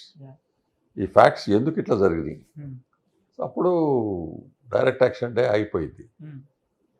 మోప్లా రాయట్స్లో హిందువుల్ని మెసకర్ చేసినప్పుడు ఈయనేమన్నాడు, చంపుతుంటే చంపనియండి, మీరు చచ్చిపోతే వాళ్ళకి సిగ్గేసి ఏదో నేర్చుకుంటారేమో. సిగ్గేసి నేర్చుకునేవారు ఇక్కడికి వచ్చి ఇట్లా బిహేవ్ చేయలేరు. రైట్ బిగినింగ్ నుంచి వచ్చేసేసి నలంద యూనివర్సిటీ అది కలిపినప్పుడు నేర్చుకోలేదు. ఎట్లా నేర్చుకుంటారు? అది వాళ్ళ తప్ప మన వాళ్ళ తప్ప అని నాకు కొంచెం డౌట్ వస్తూ ఉంటుంది. మనకింత జ్ఞానం ఉంది, మేము ఆచార్యులు ఋషులు అనుకుంటే, జ్ఞానం అంటే ఏంటి అని తెలిసిన వాళ్ళు వచ్చి మీకు రెస్పెక్ట్ ఇస్తారు. అహింస అనుకుంటే రెండో వాడు కూడా అహింస అంటే కొంచెం అర్థం ఉంది.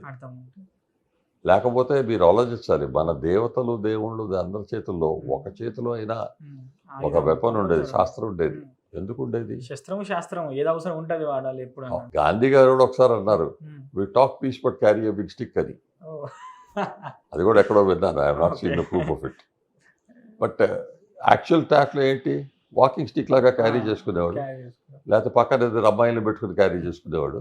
ఆయన క్యారెక్టర్, నేచరు, తన ఎక్స్పెరిమెంట్స్ ఆఫ్ ట్రూత్ బుక్ ఉంది, అది చదివితే తెలుస్తుంది. రీజనబుల్గా చంపారా కాదా, అసాసినేషన్, కీప్ ఇట్ అసైడ్, అది తీస్తే గాడ్సేకి గాంధీ మీద కోపం ఉండటం రైటా రాంగా అనుకుంటే ఆయన స్పీచ్ ఇచ్చాడు, కోర్టులో స్పీచ్ ఇచ్చాడు. ఆ స్పీచ్ పబ్లిక్లీ అవైలబుల్, బుక్ కూడా ఉంది. ఆ స్పీచ్ మీరు వింటే లేకపోతే చదివితే నిజంగా ఆయనకి రీజన్ ఉంది అని. ఇంకో అవకాశం లేదు. గాంధీతో మాట్లాడుతుంటే గాంధీ వింటలేదు, పాకిస్తాన్కి 50 కోట్లు ఇచ్చేసేయండి, ఫైట్ జరుగుతూ ఉంది, వార్ చేసుకుంటున్నారు, మీరు డబ్బులు వాళ్ళకి ఇచ్చి వాళ్ళు వెపన్స్ కొనుక్కుంటుంటే మనకి సోల్జర్స్ ఫైట్ చేస్తున్నారు, ఇస్తే తర్వాత ఇవ్వచ్చు కదా వార్ సెటిల్ అయ్యేదాకా. మీరు ఎందుకు ఇప్పుడే ఇప్పించాలి, లేకపోతే నేను ఫాస్ట్ టు డెత్. బ్రిటిష్ వాళ్ళకు కూడా కొన్ని కోట్లు ఇవ్వాలి, అది కూడా ఇప్పించాడు. పాకిస్తాన్కి ఇవ్వటం దానికి అసలు అబ్సల్యూట్లీ అన్ఫేర్, రాంగ్. యుద్ధం ఫైట్ చేస్తున్నారు, పాకిస్తాన్ స్టార్ట్ చేశారు కదా, మన సోల్జర్స్ వాళ్ళతో ఫైట్ చేస్తున్నారు. ఇప్పుడు యూక్రెయిన్లో మనం రష్యా నుంచి ఆయిల్ కొంటుంటే you are helping Russia buy weapons to fight Ukraine అంటున్నారు. మనం తీసుకెళ్ళి మన ఎనిమికి డబ్బులు ఇచ్చి మీరు వెపన్స్ కొనుక్కోండి మాతో ఫైట్ చేయడానికి అంటే దాంట్లో ఏదైనా సెన్స్ ఉందా? సో గోడ్సే గారికి చాలా రీజన్స్ ఉన్నాయి. కానీ ఇది ఒకటే దారియా లేకపోతే ఇంకేదైనా ట్రై చేయొచ్చా అని ఆయనకి ఇంకో దారి కనపడలేదు కాబట్టి చేసాడు, దానికి శిక్ష పడ్డాడు. But justified or not, I leave it to you. You read his speech and then decide. Killing somebody except in war is not really justified. ఇంకేదైనా సొల్యూషన్ ఉంటే ఇంకేదో ఏరుకుని చూసుకోవాలి. ఆయనకి ఇంకేదో సొల్యూషన్ కనపడలా. ఆయనకి గాంధీ గారు కూడా వార్ హెల్ప్ చేస్తున్నాడు, he is helping my enemy అని చెప్పి ఫీలింగ్ వచ్చింది. పాకిస్తాన్ వార్ అప్పటికల్లా యుఎన్కి పోయింది, సీజ్ ఫైర్ డిక్లేర్ అయింది, 1950లో అయింది. కానీ హీజ్ అ ట్రేటర్ అని ఆయనకి ఫీలింగ్ వచ్చి చేశాడు. ఎట్లయితే మనం జలన్ వాలా బాగ్ డయర్ని చంపినందుకు we praise Bhagat Singh, actually we should admire Godse. కన్విక్షన్తో పోయి చేశాడు. బిర్లా గారు అనుకుంటాను ఒకసారి మెన్షన్ చేశారు, గాంధీ గారిని తన ఆస్టెరిటీ లైఫ్లో మెయింటైన్ చేయడానికి సబర్మతి ఆశ్రమంలో నాకు నెలకు ₹1,00,000 ఖర్చు అవుతుంది. ఇంకోళ్ళు రాశారు, సరోజిని నాయుడు కూడా చెప్పారు సార్, ఆయనకి గోట్ మిల్క్ తాగాలంట, ఆ గోటును మిల్క్ చేసే చూపెడతారు. ఒక గోటు నీకు పర్మనెంట్గా మిల్క్ ఇవ్వదు, అందరికీ తెలుసది. అట్లే గాంధీ గారు ఆశ్రమంకి వస్తున్నారు అంటే ఎత్తుక్కునేవారు పక్కన ఊరుల్లో ఎక్కడైతే గోటు దొరుకుద్దో కొంచెం మిల్క్ ఇచ్చే గోటు, దాన్ని పట్టుకొచ్చేవారట. దానికి లక్స్ సోప్తో, ఆ రోజు Lux is the best soap, ఆ సోప్ పెట్టి స్నానం చేసేవారు, ఎందుకంటే ఆ వాసన రాకూడదు అని. దానికి బాదం పప్పులు, క్యాషూ నట్స్, ఇంకేదో నట్స్ పెట్టేవారట. రోజు ₹10 ఖర్చు అయ్యేదట. ఆ రోజుల్లో ₹10 ఖర్చు అవుతా ఉంటుంటే స్కూల్ టీచర్కి నెల శాలరీ అది. రోజు పెడుతున్నావు కోర్టుకి, ఎందుకు పెడుతున్నావు? గాంధీ గారు ఆస్ట్రేరు అటు బతుకుతున్నారు అని చూపెట్టడానికి. ఏదో స్పిన్నింగ్ వీల్ దగ్గర కూర్చొని ఏదో స్పిన్ చేసేవారు దారం, దాంతో సొంతంగా బట్టలు చేసుకున్నాడా? అదే బట్టలు వేసుకునేవాడా? లేకపోతే ఇంకోటి చేసి ఇచ్చేవారా? ఎనీ క్వశ్చన్స్ తర్వాత వస్తుంది, హైట్ సైట్లో వస్తుంది. దాండి సాల్ట్ మార్చ్ పెట్టారు, పెద్ద ఇష్యూ అది. 2 days పట్టింది వేసి దగ్గరకు పోయేసేసి సాల్ట్ తీసుకుని, ఇదిగో I'm making it for my self అని కొంచెం అరెస్ట్ చేశారు, తీసుకెళ్లారు, వదిలిపెట్టారు.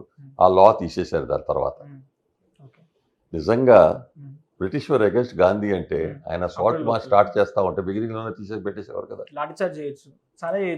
ఎత్తుకొని పోవచ్చు, ఆయనకు ఒక లాఠీ దెబ్బ కూడా తగల్లా ఇన్ని సంవత్సరాల్లో. అందుకని క్లియర్గా కనపడుతుంది వాళ్ళు కావాలని పబ్లిసిటీ మూవ్గా చేస్తున్నారు.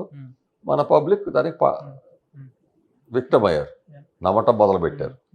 సో మనకంటే ఒక క్లారిటీ వచ్చింది సార్. ఐ మీన్ ఆర్మీ పర్స్పెక్టివ్లో మీరు మీ ఎంత వేలో చెప్పాలి అంత వేలో చెప్పారు, అంత క్లియర్ చెప్పారు. సో ఆఫ్టర్ ఇండిపెండెన్స్ తర్వాత కూడా బేసికలీ మనకి ట్రాన్స్ఫర్ ఆఫ్ పవర్ ఏందని చెప్తుంటారు సార్. ఫుల్ ఫ్రీడమ్ రాలేదు, ఇట్స్ ట్రాన్స్ఫర్ ఆఫ్ పవర్ అని కూడా చెప్తుంటారు. 1947లో Jawaharlal Nehru prime minister of India అన్నారు. What India? ఆయనకు వచ్చిన ఇండియా హైదరాబాద్ లేదు, జూనాగఢ్ లేదు, కాశ్మీర్ లేదు, ఇంకొక గోవా ఏది అసలు చెన్నై, ఇంకొక డజన్ ప్రిన్సిపాలిటీస్ లేవు. అంటే ఏంటి? 1/3 ఆఫ్ ఇండియా కన్నా తక్కువ was the main India. UP central provinces ఏరియాలో తప్ప, కొంచెం మెడ్రాస్ ఆంధ్ర ఏరియా, మెడ్రాస్ ప్రెసిడెన్సీ దగ్గర కొంచెం, ఎందుకంటే మెడ్రాస్ ప్రెసిడెన్సీలో కూడా ట్రావెన్కోర్ అవన్నీ సపరేట్గా ఉన్నాయి. సో 1/3 ఆఫ్ ఇండియాకి ఈ took an oath, I'm prime minister of India. తర్వాత ఓత్ ఎవరి మీద తీసుకున్నాడు? King George. That permission to become prime minister and take an oath was by 1935 British parliament act. దాని కింద తీసుకున్నాడు కదా ఓత్, వాళ్ళ మీద కదా. డొమినియన్ స్టేటస్ మీద వచ్చింది. ఏంటంటే నువ్వు డొమినియన్ స్టేటస్ ఉంటే వైస్ రాయ్ ఉండకూడదు. Viceroy is representative of the king. ఇప్పుడు కింగ్ లేడు కాబట్టి viceroy is now governor general of India. ప్రపంచంలో ఎక్కడైనా ఫ్రీడమ్ వస్తే ఫ్రీడమ్ రాగానే వాళ్ళ మీద రాజ్యం చేసే వాళ్ళని పంపించేసేవాడు. India is the only country రాజ్యం చేసే మనిషిని వైస్ రాయ్ నుంచి గవర్నర్ జనరల్ చేసి అట్టుపెట్టుకున్నాం. అది ఎడ్వినా మౌంట్ బ్యాటన్ ఇక్కడే ఉండాలి అని అట్టుపెట్టాడా నెహ్రూ గారు, లేకపోతే ఇంకేదైనా రీజనా? కానీ మౌంట్ బ్యాటన్ ఇక్కడ పెట్టావు. Why will you have him? Mountbatten పోయినప్పుడు చక్రవర్తి రాజగోపాల్చారి తీసుకొచ్చి గవర్నర్ జనరల్ చేశారు కదా, అది సంవత్సరం మొదలే చేయొచ్చు కదా. ఎడ్వినా మౌంట్ బ్యాటన్ చనిపోయిన తర్వాత ఆమె బాడీ సీలో బరీ చేశారు, డ్రాప్ చేశారు. Every year on that day ఒక Indian naval ship used to go to that latitude longitude position in the sea and drop a flower with in the name of Nehru to that place. What sort of, you are using the navy to commemorate the wife of a colonizer? దేశాన్ని విడగొట్టిన వాడి భార్యని నువ్వు. That is because you have got some relationship with her. It becomes more meaningful. Anyway, అదంతా పాని అండి. 1950 వరకు మన సర్దార్ పటేల్ గారు and ఆయన కింద పనిచేసే వికే మెనన్ గారు మొత్తం కలిపేసేసి ఇండియాని ఒక దారికి తీసుకొచ్చారు. 1952లో he took over as prime minister of India first election. Gandhi గారు ఏమనేవారు, కాంగ్రెస్ పార్టీ ఇండిపెండెన్స్కి ఫైట్ చేసింది, ఇండిపెండెన్స్ వచ్చేసింది 47లో, డిస్బ్యాండ్ కాంగ్రెస్ పార్టీ అన్నారు. కాంగ్రెస్ పార్టీ డిస్బ్యాండ్ చేసి మీ పొలిటికల్ పార్టీలు మీరు స్టార్ట్ చేసుకోండి. అది ఒక రైట్ థాట్ ఇచ్చారు. అది డెఫినెట్లీ బ్రిటిష్ నుంచి రాలేదు, ఆయన వచ్చింది కాబట్టి ఆ దానికి మనం గాంధీ గారికి క్రెడిట్ ఇవ్వాలి. కానీ నెహ్రూ గారు ఒప్పుకోలేదు కదా.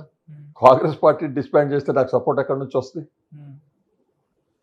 సో ఏం చేశారు, నో అనుకున్నారు, గాంధీ గారిని పక్కకు దోసేశారు. పార్టీ మ్యాటర్స్లో లేరు, అసలు డెసిషన్ మేకింగ్లో కూడా ఇన్వాల్వ్ చేయలేదు. ఆయన ప్రైమ్ మినిస్టర్ అవ్వటానికి కారణం గాంధీ గారు. సర్దార్ పటేల్ గారు ఆయనకు వచ్చిన 12 ఓట్స్ నెహ్రూకి ఎందుకు ఇచ్చారు? గాంధీ గారు ప్రామిస్ చేశారు, నెహ్రూ ఒట్టి ఫిగర్ హెడ్ లాగా ఉంటాడు, deputy prime minister, home minister నువ్వు, ఇష్టం వచ్చింది నువ్వు చేసుకో, నీకు ఫ్రీడమ్ ఉంటుంది, కానీ ఒట్టి బయట పబ్లిక్ ఫిగర్ లాగా ఆయన ఉండని అని, యంగ్స్టరు ఆయన కావాలన్నది అని. అట్లా అనుకొని ఆయన ఒప్పుకున్నాడు. ప్రైమ్ మినిస్టర్ అయిన తర్వాత నెహ్రూ ఏం చేశాడు, స్పెషలీ ఒకసారి డిక్లేర్ అయినప్పుడు I don't want to listen to you, కాశ్మీర్లో మనుషులు పంపిస్తారంటే నో, హైదరాబాద్లో వచ్చి టేక్ ఓవర్ అంటే నో, ప్రతిదానికి ఆయన ఒత్తిడి పెట్టేసి పక్కకు పెట్టడానికి ట్రై చేశాడు. ఇండియాని యునైట్ చేయడానికి ట్రై చేస్తూ ఉంటాడు, అది అంతవరకైతే ఒప్పుకున్నాడు. Though he didn't like Hyderabad, but anyway Tattva చిన్న చిన్న ప్రాపర్టీస్ అన్ని కింగ్డమ్స్ అన్నీ వస్తుంటే ఒప్పుకున్నాడు. ఈయన పక్కకు దోశాడు. ఈయన పాపం హార్ట్ బ్రేక్ అయిపోయి చనిపోయాడు. 50లో ఆయన కూడా పోయాడు కదా. 52 elected prime minister, republic of India, constitution 50లో అయిపోయింది కాబట్టి 52లో ఎలక్షన్లో స్వోర్ బై ద రిపబ్లిక్. 47 నుంచి యాక్చువల్లీ ఆర్ ఈవెన్ 52 నుంచి లెక్కేసుకోండి, 64 దాకా ఆయన చనిపోయాడు. 64లో ఆపోజిషన్ లేదు, ఆపోజిషన్ లీడర్ లేరు. ఇవాళ వచ్చి కాంగ్రెస్ పార్టీ ఆపోజిషన్ లేకుండా పోతే దేశం ఏంటి అంటే, మీరు ఆ టైంలో ఎందుకు ఆలోచించలేదు? ఇప్పుడు బీజేపీ పార్టీ వచ్చింది అనుకోండి, బీజేపీ జాబా ఆపోజిషన్ ఏర్పెట్టడానికి? అది మీ పని. మీరు పీపుల్ దగ్గరకు పోయి జనతా దగ్గర నుంచి ఆపోజిషన్ పార్టీకి సీట్లు తెచ్చుకోండి, తెచ్చుకోలేకపోతే మళ్ళీ క్వైట్గా కూర్చోండి. కానీ వన్ మెయిన్ ప్రాబ్లం నెహ్రూ గారు చేసిన తప్పు ఏంటంటేనండి, అంతా నాకు తెలుసు, నేనే గొప్ప. సో డిఫెన్స్ కూడా నాకు వద్దు అని చెప్పేసి అన్నాను, నేను విన్నాను సార్. పార్టీషన్ అయిన తర్వాత 1947లో general Roy Bucher, commander in chief of the Indian arm forces, ఆ రోజుల్లో 1 commander in chief, army, navy, air force అందరికి. సో ఆయన్ని అడిగాడు అనమాట, ఇప్పుడు ఆర్మీని ఎట్లా ఏం చేద్దాం అని. డిస్మిస్ ద ఆర్మీ అన్నాడు.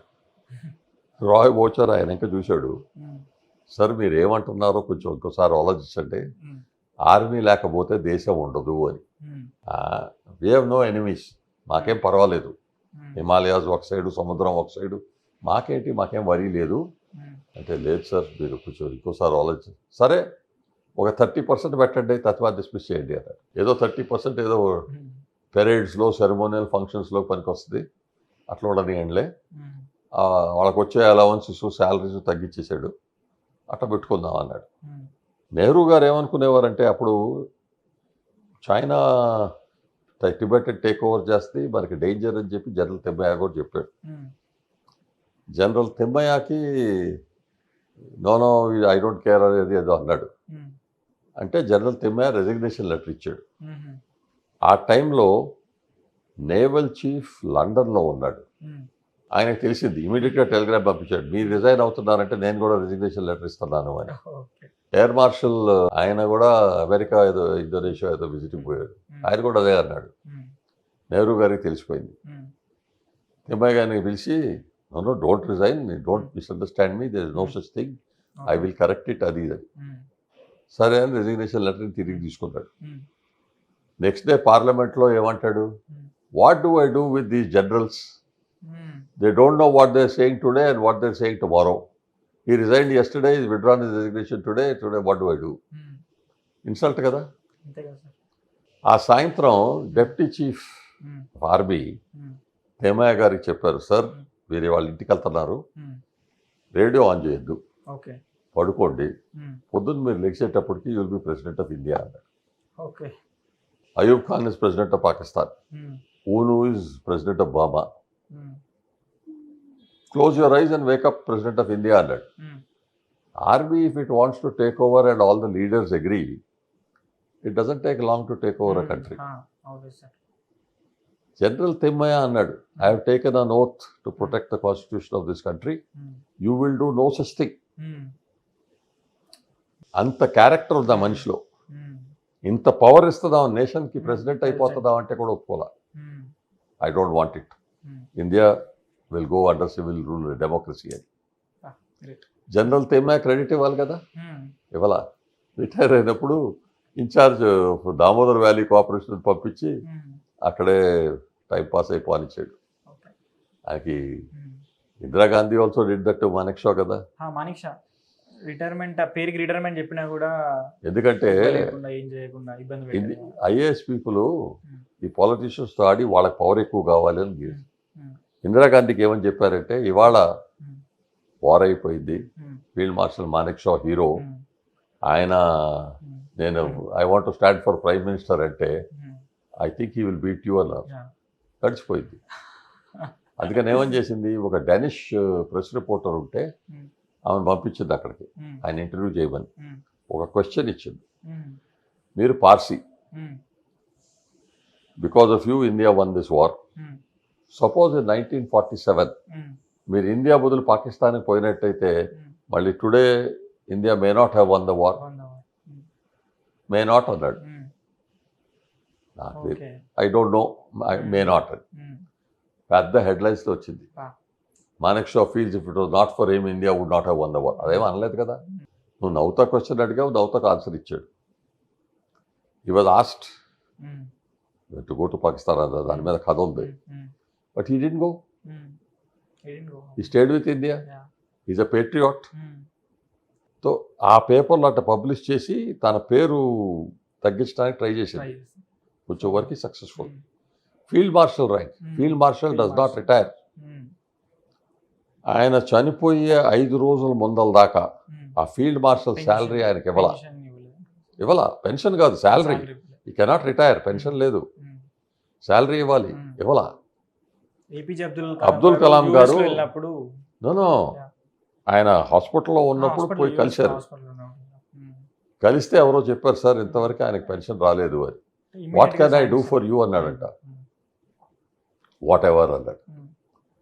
పెన్షన్ రాలేదు అంటే పెన్షన్ ఇప్పించాడు. ఆ పెన్షన్ మొత్తం ఆర్మీ వైఫ్స్ వెల్ఫేర్ అసోసియేషన్కి ప్రజెంట్ చేశాడు, డొనేట్ చేశాడు. ఆయన మనిషి క్యారెక్టర్ పర్ఫెక్ట్ సోల్జర్ ఆయన. అట్లాంటి మనుషులు మన దగ్గర ఉన్నప్పుడు we feel proud as army soldiers. Thinking of him, thinking of general Thimmaiah, I feel very proud. Of course, thinking of my father also, he did go to that rank, but still he was one of the top officers in the army. So Bhakra Nangal dam డేంజర్లో ఉన్నప్పుడు ఇంజనీర్స్కి army ఎమర్జెన్సీగా hand over చేసినప్పుడు మా నాన్నగారిని పిలిచి hand over చేశారు, మీరు దీనికి ఏదో చేయండి అని. అక్కడ ఉన్న 7 హైడ్రాలిక్ ఇంజనీర్స్, గవర్నమెంట్ పీపుల్ అంతా ఇంజనీర్స్ చాలామంది ఉన్నారు కదా, డ్యామ్ కట్టారు కదా. కానీ ఒక తప్పు చేసినందుకు దాంట్లో 50 foot డయామీటర్ హోల్ పడిపోయింది. నెక్స్ట్ 6 months 8 months లోపల అది చేయకపోతే రైనీ సీజన్లో డ్యామే పడిపోద్ది. అప్పుడు ఎంత డేంజరు ఏంటి అంటే మళ్ళీ ఏంటి అని ఎవడ తట్టకపోతే ఐడియాలు. మా నాన్నగారిని వచ్చి ఏమంటే ఆయన పోయి ఆ మీటింగ్లోనే అన్నారు, Punjab chief minister Pratap Singh Kairon head of the commission, సరే మీరు అందరు మాటలు విన్నారు కదా కర్నల్ గారు, మరి మీరేమంటారు ఆర్మీ తరఫు నుంచి. అట్లాంటప్పుడు నాన్నగారు ఏమన్నారు, ఈ పని ఈ టైంలో అయిపోవాలి, అయిపోకపోతే మనకి it is not thought to consider. Okay. నా ఆలోచనే వద్దు, అయిపోవాలి, నేను చేసేస్తాను అన్న. పెద్ద గొడవ, ఎట్ట చేస్తావు, ఏంటి, మేమంతా ఆలోచించావు, చెప్పు అది. నాకు ఈ ప్రాబ్లం సంగతి 2 గంటల క్రితం దాకా తెలియదు, ఇప్పుడే చెప్పారు, కొంచెం విన్నాను. ఓ 2 రోజులు టైం ఇవ్వండి, 3వ రోజునే చెప్తాడు అన్న. ఆ ఇంజనీర్స్కి అది నచ్చల. ఎవరో ఆర్మీ ఆఫీసర్ వచ్చేసేసి నేను చేసేస్తాను అంటే మేము ఇంత కష్టపడి ఇంత చేసేవారు. వెరీ గుడ్ ఇంజనీర్స్, కానీ బుక్ ఇంజనీర్స్. ఏదైనా ప్రాబ్లం సాల్వ్ చేయాలంటే ఆ ప్రాబ్లం పుస్తకంలో ఉండాలి. ఈ ప్రాబ్లం ఎక్కడా ప్రపంచంలో ఎప్పుడు కాలేదు. Out of the way thinking కావాలంటే దాంట్లో వాళ్ళు సరిగ్గా చేయలేకపోయారు. మంచి ఇంజనీర్స్ డెఫినెట్లీ పెద్ద డ్యామ్ కట్టారు, బ్యూటిఫుల్గా చేశారు, కానీ అది దాని మీద ఈర్ష. ఏంటి, ఆర్మీ ఇంజనీర్ వచ్చేసి మనం చేస్తాడా, ఏం నేర్పుతాడు మాకు. మూడోది ఏంటంటే south Indian, maybe a top engineer in the Corps of Engineers, but anyway, they picked him, asked him to come. He said, I'll do it. He had got 7 months time, 6 months time to do it. He finished it in 3 months. Oh, wow. అది అవ్వదు, ఇది కాదు, అది ఇది చాలా గొడవ అయింది. ఎవడు ఒక్క హెల్ప్ రాలా.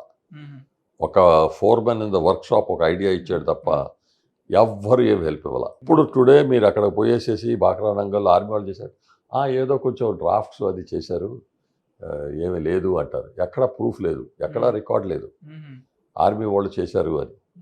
ఏదో ఒక రోజు దాని మీద కూడా కథ రాస్తారులేండి. Operation Madhuri, the saving of the Bhakra dam, the untold story అని. It really is an untold story. చాలా ఎతికెతికి న్యూస్ పేపర్స్ నుంచి అది ఇది కొంచెం తీసి పెట్టాను, అది రాయటానికి ట్రై చేస్తున్నాను. కానీ ఇది వచ్చింది ఫస్ట్ కాబట్టి ఇది చేశాను, ఈ ఐడియాస్ ఫర్ ఇండియా అని. అది ఇప్పుడు revised edition 25 next month release చేస్తాను. మెయిన్లీ నెహ్రూ గారికి ఎంత వచ్చిందంటే, Chou Enlai prime minister of China 1962 war మొదల 59-60 వచ్చి కలిసిపోతూ ఉంటుంటే నెహ్రూ గారి మీద ఆయన బయోగ్రఫీలో సెంటెన్సెస్ రాశాడు. నెహ్రూ గారు is a very weak man, ఆయనకి తన సొంత ఐడియాస్ చాలా ఉన్నాయి. నేనే main man, I know how to deal with everybody అని. అంటే బేసిక్గా సార్ మీరు 1962 వార్ అని చెప్పారు కాబట్టి, అంటే దీంతో నేను ఏం చేద్దాం అనుకున్న పాడ్కాస్ట్ యాక్చువల్లీ ఈ 1962 వార్ ఏ విధంగా జరిగింది అంటే, బేసిక్గా అంటే కొన్ని క్వశ్చన్స్ ఉన్నాయి సార్ జనాల్లో 62 వార్ గురించి. ఇది ల్యాక్ ఆఫ్ లీడర్షిప్ వల్ల ఫెయిల్యూర్, మనం ఓడిపోయామంటే డెఫినెట్లీ ల్యాక్ ఆఫ్ ప్లస్ అది మీరు అంటే okay. All our soldiers are tigers. ఏంటంటే మిలిటరీ యొక్క ఫెయిల్యూర్ వల్ల జరిగింది. మిలిటరీ ఫెయిల్యూర్ లేదండి దీంట్లో. ఓకే. మిలిటరీ లీడర్స్ కొంతమంది నెహ్రూ గారు తన కింద పిలిచి నేను చెప్తాను మీరు చేయండి అన్నాడు. Kaul is his nephew, he is not infantry soldiers. అట్లాంటి మనిషిని తీసుకొచ్చి జనరల్గా చేసి, థాపర్ ఉండేవారు, general Thapar, Karan Thapar's father. He was not a strong man, so he could stand, so he pushed him aside. ఆయనకన్నా ముందర పేరు గుర్తురట్లా. సరే, ఆ జనరల్స్ చెప్పారు ఆయనకి, వీళ్ళు వస్తారు, మనం ఇక్కడ బేసిల్ సెటప్ చేసుకోవాలి, డిఫెన్స్ పోస్టులు చేసుకోవాలి, అక్కడ గన్స్, అమ్యునిషను, రేషన్స్ అన్ని పెట్టుకోవాలి. Not necessary they won't come అనేవాడు. వాళ్ళు వచ్చారు, ఏం చేశాడు? I will give an example. వెల్లింగ్టన్లో, మెడ్రాస్ దగ్గర, ఊటీ వెల్లింగ్టన్, అక్కడ మెడ్రాస్ బెటాలియన్ ఉంది, మెడ్రాస్ రెజిమెంట్ బెటాలియన్. ఆ బెటాలియన్ మొత్తం అక్కడ నుంచి తీసుకెళ్ళి తేజ్పూర్ దగ్గర డ్రాప్ చేసి, you go in to the mountains, go and occupy these post అన్నారు. వాళ్ళ దగ్గర స్వెటర్స్, జెర్సీ, మామూలు వింటర్ స్వెటర్ ఉండేది, పీటీ షూస్ ఉన్నాయి, దారి లేదు సరిగ్గా, నడిచాలండి అంటాడు. మీకు తినాల్సిన తిండి, మీ బ్లాంకెట్, మీ డ్రెస్సు, మీ వెయిట్, మీ గన్స్, అమ్యునిషన్ అంతా మీరు క్యారీ చేయాలి. ఎంత క్యారీ చేస్తారండి? ఎన్ని రోజులు ఫైటింగ్కి క్యారీ చేస్తారు? కానీ unfortunately, even though we had a sheep as a leader, Nehru was a blooming sheep, we had lions as soldiers. వాళ్ళు వెళ్ళారు, లాస్ట్ మ్యాన్ లాస్ట్ బుల్లెట్ దాకా ఫైట్ చేశారు. అది కూడా అయిపోయిన తర్వాత బ్యానర్ తీసుకొని పొడుచుకుంటూ చచ్చిపోయారు. దాని మీద కథలు వస్తాయి చాలామంది, చూడొచ్చు మీరు, రికార్డులో ఉన్నాయి. ఆ కండిషన్లో నెహ్రూ గారి ఎక్స్పీరియన్స్ ఏంటి? తవాంగ్ దాకా ఒకసారి మ్యూల్ ట్రాక్ మీద ప్రైమ్ మినిస్టర్ ఆఫ్ ఇండియా లాగా విజిట్కి పోయారు. ఆ కొండ మ్యూల్ ట్రాక్లో ఎట్టుండాలి అని నైస్ సీజన్లో పోయారు, వచ్చారు. I know the whole place అంటారు. అదే 3 months లేటర్ వింటర్ వస్తే మీరు ఏ కండిషన్లో ఉన్నారు? మా నాన్నగారు అక్కడ road Tawang to Missamari to Tawang road కట్టారు. ఆ రోడ్డు మీద 61 మీద నేను వెళ్ళాను up to Sela pass. Okay. ఆ కండిషన్ ఎట్లాంటిది ఏంటి నేను చూశాను. ఇది చెప్పడం చాలా ఈజీగానే ఆ ఏరియాలో పోయి ఫైట్ చేయాలంటే వెళ్ళటం కష్టం.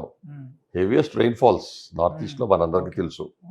ఆ రెయిన్ఫాల్కి చెట్లు బెదుగుతాయి, మాస్ ట్రైల్స్ పడతా ఉంటాయి. కొన్ని చోట్ల 50 అడుగుల దూరం చూడాలంటే కనపడదు, ఏదో డిమ్ లైట్ వస్తుంది ఫారెస్ట్ నుంచి కిందకి. మ్యూల్ ట్రాక్ ఉంది, రోడ్ లేదు కదా, మీకు ఏదైనా తేడా లైట్ పెట్టి డైరెక్షన్ చూడాలంటే కూడా కనపడదు. సో 1962లో చైనీస్ వచ్చినప్పుడు ఒకటే రోడ్ ఉంది అక్కడ, Tezpur to Missamari to Dirang to Tawang via Sela pass. 13,000 14,000 feet high pass. అది పాస్ దాకా వెళ్ళాం. సో ఇది చేయాలి అనుకుంటే impossible is not a word to consider అనేవారు. అది ప్రూవ్ చేశారు. ఈయన నెహ్రూ ఏమనేవాడు, you stay there, no move here, do here, go there, you are a sheep యార్. 40 years ట్రైనింగ్ ఉండే వారియర్స్ ఉంటే, నీకు లయన్స్ ఉంటే వాళ్ళని ఉపయోగించుకుంటారు, నాకే తెలుసు అనుకుని చేసావు. తర్వాత ఆర్మీ చెప్పారు వాళ్ళకి, సార్ చైనీస్ వాళ్ళకి బుల్లెట్ అయినా బిస్కెట్ అయినా 2,500 మైల్స్ దూరం నుంచి రావాలి. వీళ్ళని సపోర్ట్ చేయాలంటే అక్కడి నుంచి రావాలి కదా చైనా నుంచి. Give us permission to use our air force, will blow up the road అన్నారు. ఆ బ్రిడ్జ్లు రోడ్లు కొట్టేశారు అనుకోండి, వీళ్ళు ఎట్టొస్తారు? వీళ్ళకి భోజనము బుల్లెట్స్ ఎక్కడి నుంచి వస్తాయి? పారిపోవాలి తిరిగి. అది యుఎస్ అంబాసిడర్ జాన్ గాల్బ్రేత్ అని ఉండేవారు ఆ రోజుల్లో. ఆయనతో మాట్లాడితే నెహ్రూ అన్నాడట, the air force is asking me for permission to bomb Chinese, use the air force, so I'm thinking about it అన్నాడట. That's no problem, you can bomb them, they will bomb you, will bomb Delhi also అన్నాడట. They will bomb Delhi? Oh my gosh, no, you will not use air force excepting to drop food to the people in the front. వీళ్ళు hill top మీద కూర్చుంటారు, మీరు food drop చేస్తారు, ఆ top మీద land అవుద్దని ఏమి లేదు కదా, కింద పడి జారిపోయి కిందకు పోద్ది. వాళ్ళు చైనీస్ వాళ్ళు ఆ కొండ మీద ఉన్నారు, ఎవరు తొందరగా వెళ్తారు? మీరు వెళ్తారా వాళ్ళు వెళ్తారా? ఫైట్ కదా. కొన్ని మనం సేవ్ చేసుకుందాం, చాలా వరకు వాళ్ళు తీసుకున్నారు. ఫ్రాస్ట్ బైట్ వచ్చేసేది, చలికి ప్రొటెక్షన్ లేదు. ఆ లేకపోయినా దే లయన్స్ కదండి, they fat. When you have sheep as a leader, we lost. The sheep is running away. Even that General Kalu was there. He did not stay there long. నాకు high altitude సిక్కిన చూసి ఢిల్లీలో పోయి పడుకున్నాడు, మళ్ళీ వచ్చాడు, కొన్ని రోజులు ఉన్నాడు, మళ్ళీ పోయాడు. ఇది నెహ్రూ సపోర్ట్ ఉంది కాబట్టి ఆయన జనరల్గా ఉన్నాడు, కానీ he was not a lion కదా, రెగ్యులర్ సోల్జర్ కాదు కదా, పొలిటికల్ అపాయింటీ. అందుకనే చెప్తాను, you need an army of sheep or tiger lions, but led by a lion, not an army of lions led by a sheep. We lost that war because it did not allow us to use the air force. Actually last few days లో instructions ఇచ్చారు, వాళ్ళు వచ్చేస్తున్నారు, మన airport కూడా capture చేస్తారు, ఆ aircraft అన్ని కాల్చేయండి అన్నారు. గడ్డి నింపారు ఎయిర్క్రాఫ్ట్లో, గడ్డి నింపి కాల్చడానికి రెడీగా పెట్టారు. లాస్ట్ మినిట్ దాకా డీలే చేస్తే అప్పుడు కబురు వచ్చింది, no Chinese are going back, peace declared. లేకపోతే మన ఎయిర్క్రాఫ్ట్ మనమే కాల్చేవాళ్ళం. Led by sheep. అక్సాయ్ చిన్లో 1958లో అది కూడా నెహ్రూ టైంలోనే వాళ్ళు రోడ్ కట్టి, చైనీస్ న్యూస్ పేపర్లో రోడ్ కట్టాము, we're directly going to Sichuan state అనే దాకా మనకు తెలియలే రోడ్డు కట్టారని. ఎందుకు? అక్కడ ఫార్వర్డ్ పోస్టులు లేవు, మనకి ఇంటెలిజెన్స్ లేదు. వాళ్ళ పేపర్లో వస్తే తెలిసింది. అప్పుడు ప్రైమ్ మినిస్టర్ నెహ్రూ ఏమంటాడు, దాని సంగతి మనం ఎందుకు పట్టించుకోవాలి, అక్కడ ఒక గడ్డి పెలుపు కూడా మొలవదు, ఫర్గెట్ ఇట్ అన్నాడు. ఇప్పుడు తర్వాత పార్లమెంట్లో we will recover every inch of our land అని జరుగుతూ ఉంది. మాటలు జరుగుతున్నాయి, మెల్లగా వస్తుంది. Will take over PoK, will take over Aksai చిన్ ఆల్సో. మనం సింపుల్ సజెషన్ ఇచ్చాం చైనాతో. If two almost equally strong parties fight, whoever wins, it will be a hard fought victory. You would have wasted lot of your energy, your money, your time. అలిసిపోయి పడిపోయి ఉంటాం మనం కూడా. If you really want to grow, let us do what the Asuras and the Devas did, Samudra Manthan. దాని మీద ఒక paper రాసి పంపించాను. రామ్ ముఖర్జీ గారు చైనీస్ వాళ్ళకి కూడా ఇచ్చారంట. గవర్నమెంట్ కన్సిడర్ చేస్తూ ఉంది. మంథన్ పాలసీ అంటాం దాన్ని, సముద్ర మంథన్ అంటాం అవసరం లేదు. Just Manthan policy. మనం కలిసి, మీకు కొన్ని స్ట్రెంత్స్ ఉన్నాయి, మ్యానుఫ్యాక్చరింగ్లో స్ట్రాంగ్, మాకు కొన్ని స్ట్రెంత్స్ ఉన్నాయి, సర్వీసెస్లో మేము వెరీ స్ట్రాంగ్, ఐటీలో స్ట్రాంగ్, డిజైన్లో ఇద్దరం స్ట్రాంగ్. కలిసి చేసుకుంటే మనకి ఉన్న రిసోర్సెస్ని బెటర్ యూటిలైజ్ చేసి మీకు బెనిఫిట్ ఉంటుంది, మాకు బెనిఫిట్ ఉంటుంది. యుద్ధం ఫైట్ చేసామంటే టగ్ ఆఫ్ వార్ లాగా ఉంటుంది, ఏం రాదు. So tug of war is not a good idea. Churning the ocean of possibilities. మన దాంట్లో రాశాను how to deal with countries, how to deal with చైనాలో. మంథన్ పాలసీ ఫాలో అయితే అవుద్ది, కానీ మంథన్ పాలసీ కమ్యూనిస్ట్ వాళ్ళకి రాదు. ఎందుకంటే వాళ్ళంతా డిస్ట్రాయ్ డామినేట్. నాకేదైనా బెనిఫిట్ రావాలంటే మీ దగ్గర నుంచి లాక్కుంటే కానీ రాదు. అట్లా ఆలోచన ఉంటే మీరు మంథన్ పాలసీ చేయలేరు. ఆ చేంజ్ వస్తే వాళ్ళ గవర్నమెంట్తో మనం వాళ్ళతో డీల్ చేయొచ్చు. తత్వా కంట్రీస్తో కూడా డీల్ చేసేటప్పుడు మంథన్ policy is the best policy. ప్రపంచం హిస్టరీలో వై క్రోమోసోమ్ కొలాప్స్ అయింది 3-4 times. First time it collapsed was Dasharajna war. Mahabharat కన్నా 7000 BC ఆ టైంలో జరిగింది. All the North Indian chieftains were fighting against each other, and they killed all the men. So you are left with a ratio which many women but very less men. Mahabharat తర్వాత ఇంకా worse. All India men went and fought there. Lakhs of people died. All men కదా. The ratio of man to woman మళ్ళీ తక్కువైంది. ఇట్లా there are 2-3 occasions in world history where Y chromosome was destroyed. 80%, 90% పోయింది. At one stage after the Mahabharata war, I think the ratio was 1:15. So can you imagine how you have to build up civilization again? Very tough. But we value women. We don't, nowhere in the history has any Indian army or Indian forces, Raja's forces, fight చేసి ఉమెన్ని capture చేసి rape చేసి చేయలా. ఎక్కడా లేదు. They never came, this is my country now. మీ రాజులే మీరు పెట్టుకోండి, ఈ రాజు ఎనిమి, ఈయన తీసేయండి, కొత్త రాజు ఎదుర్కోండి, పెట్టుకోండి. నాకు మీరు వార్ ఫైట్ చేయించారు కాబట్టి నాకు యూ గివ్ సమ్ ట్రిబ్యూట్. అంతవరకు జరిగేది. కానీ మన వార్స్లో ఏంటి? ధర్మయుద్ధం. చచ్చిపోయే వాళ్ళు ఎవరు? మెన్. ఏ వయసులో? 15 to 50. రామాయణంలో మహాభారతంలో వాళ్ళు 140 years దాకా బతికారు అంటున్నారు. But generally speaking it is like this. Iran Iraq వార్లో 8 years ఫైట్ చేశారు. 15 to 55. Muslim country, they gave permission for temporary contract marriages. దానికి ఏదో స్పెషల్ రూల్ ఉంది ఖురాన్లో. అది సైన్ చేయొచ్చు. 5 minutes marriage, 5 days marriage, 5 hours marriage, ఏదో టెంపరరీ మ్యారేజ్. Basically what? మనుషులు లేరు ఇంట్లో కదా, మనిషి కావాలి కదా. సో ఇక్కడ ఒక ఇల్లు, అక్కడ ఒక ఇల్లు, అక్కడ ఒక ఇల్లు. సో వార్ లాంటిది వస్తే ఇలాంటి సిచువేషన్ రావచ్చు అని వస్తుంది. World War Iలో USA నుంచి, యూరోప్ నుంచి పోయారు కదా. World War IIలో కూడా అయ్యారు. కానీ World War Iలో అయినప్పుడు అమ్మాయిల్ని తీసుకొచ్చి వాళ్ళకి ఓటు ఇచ్చారు, తీసుకొచ్చి ఫ్యాక్టరీస్లో పెట్టారు. ఎందుకు? మన men are not there. Labour men ఉండే అప్పుడు, ఇప్పుడు లేరు. మళ్ళీ ఎవరో పని చేయాలి. సో ఈ war is not that easy. War is a very costly business. Very simple అండి. మాకు మైన్స్ అని ఉంటాయి, అండర్ గ్రౌండ్ మైన్స్ పెడతారు. యాంటీ పర్సనల్ మైన్ అని ఉంటుంది. What does an anti personnel mine do? It blows off your foot. It doesn't kill you. They are mines which will kill you, that's different. But majority of the anti-personnel mines are small mines. Then 1/3 ounce pressure blows, knocks off your foot. You have fallen there, you are crying, you are bleeding.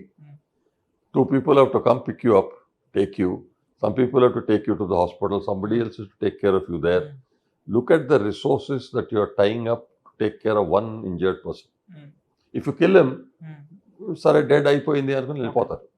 Wounded person.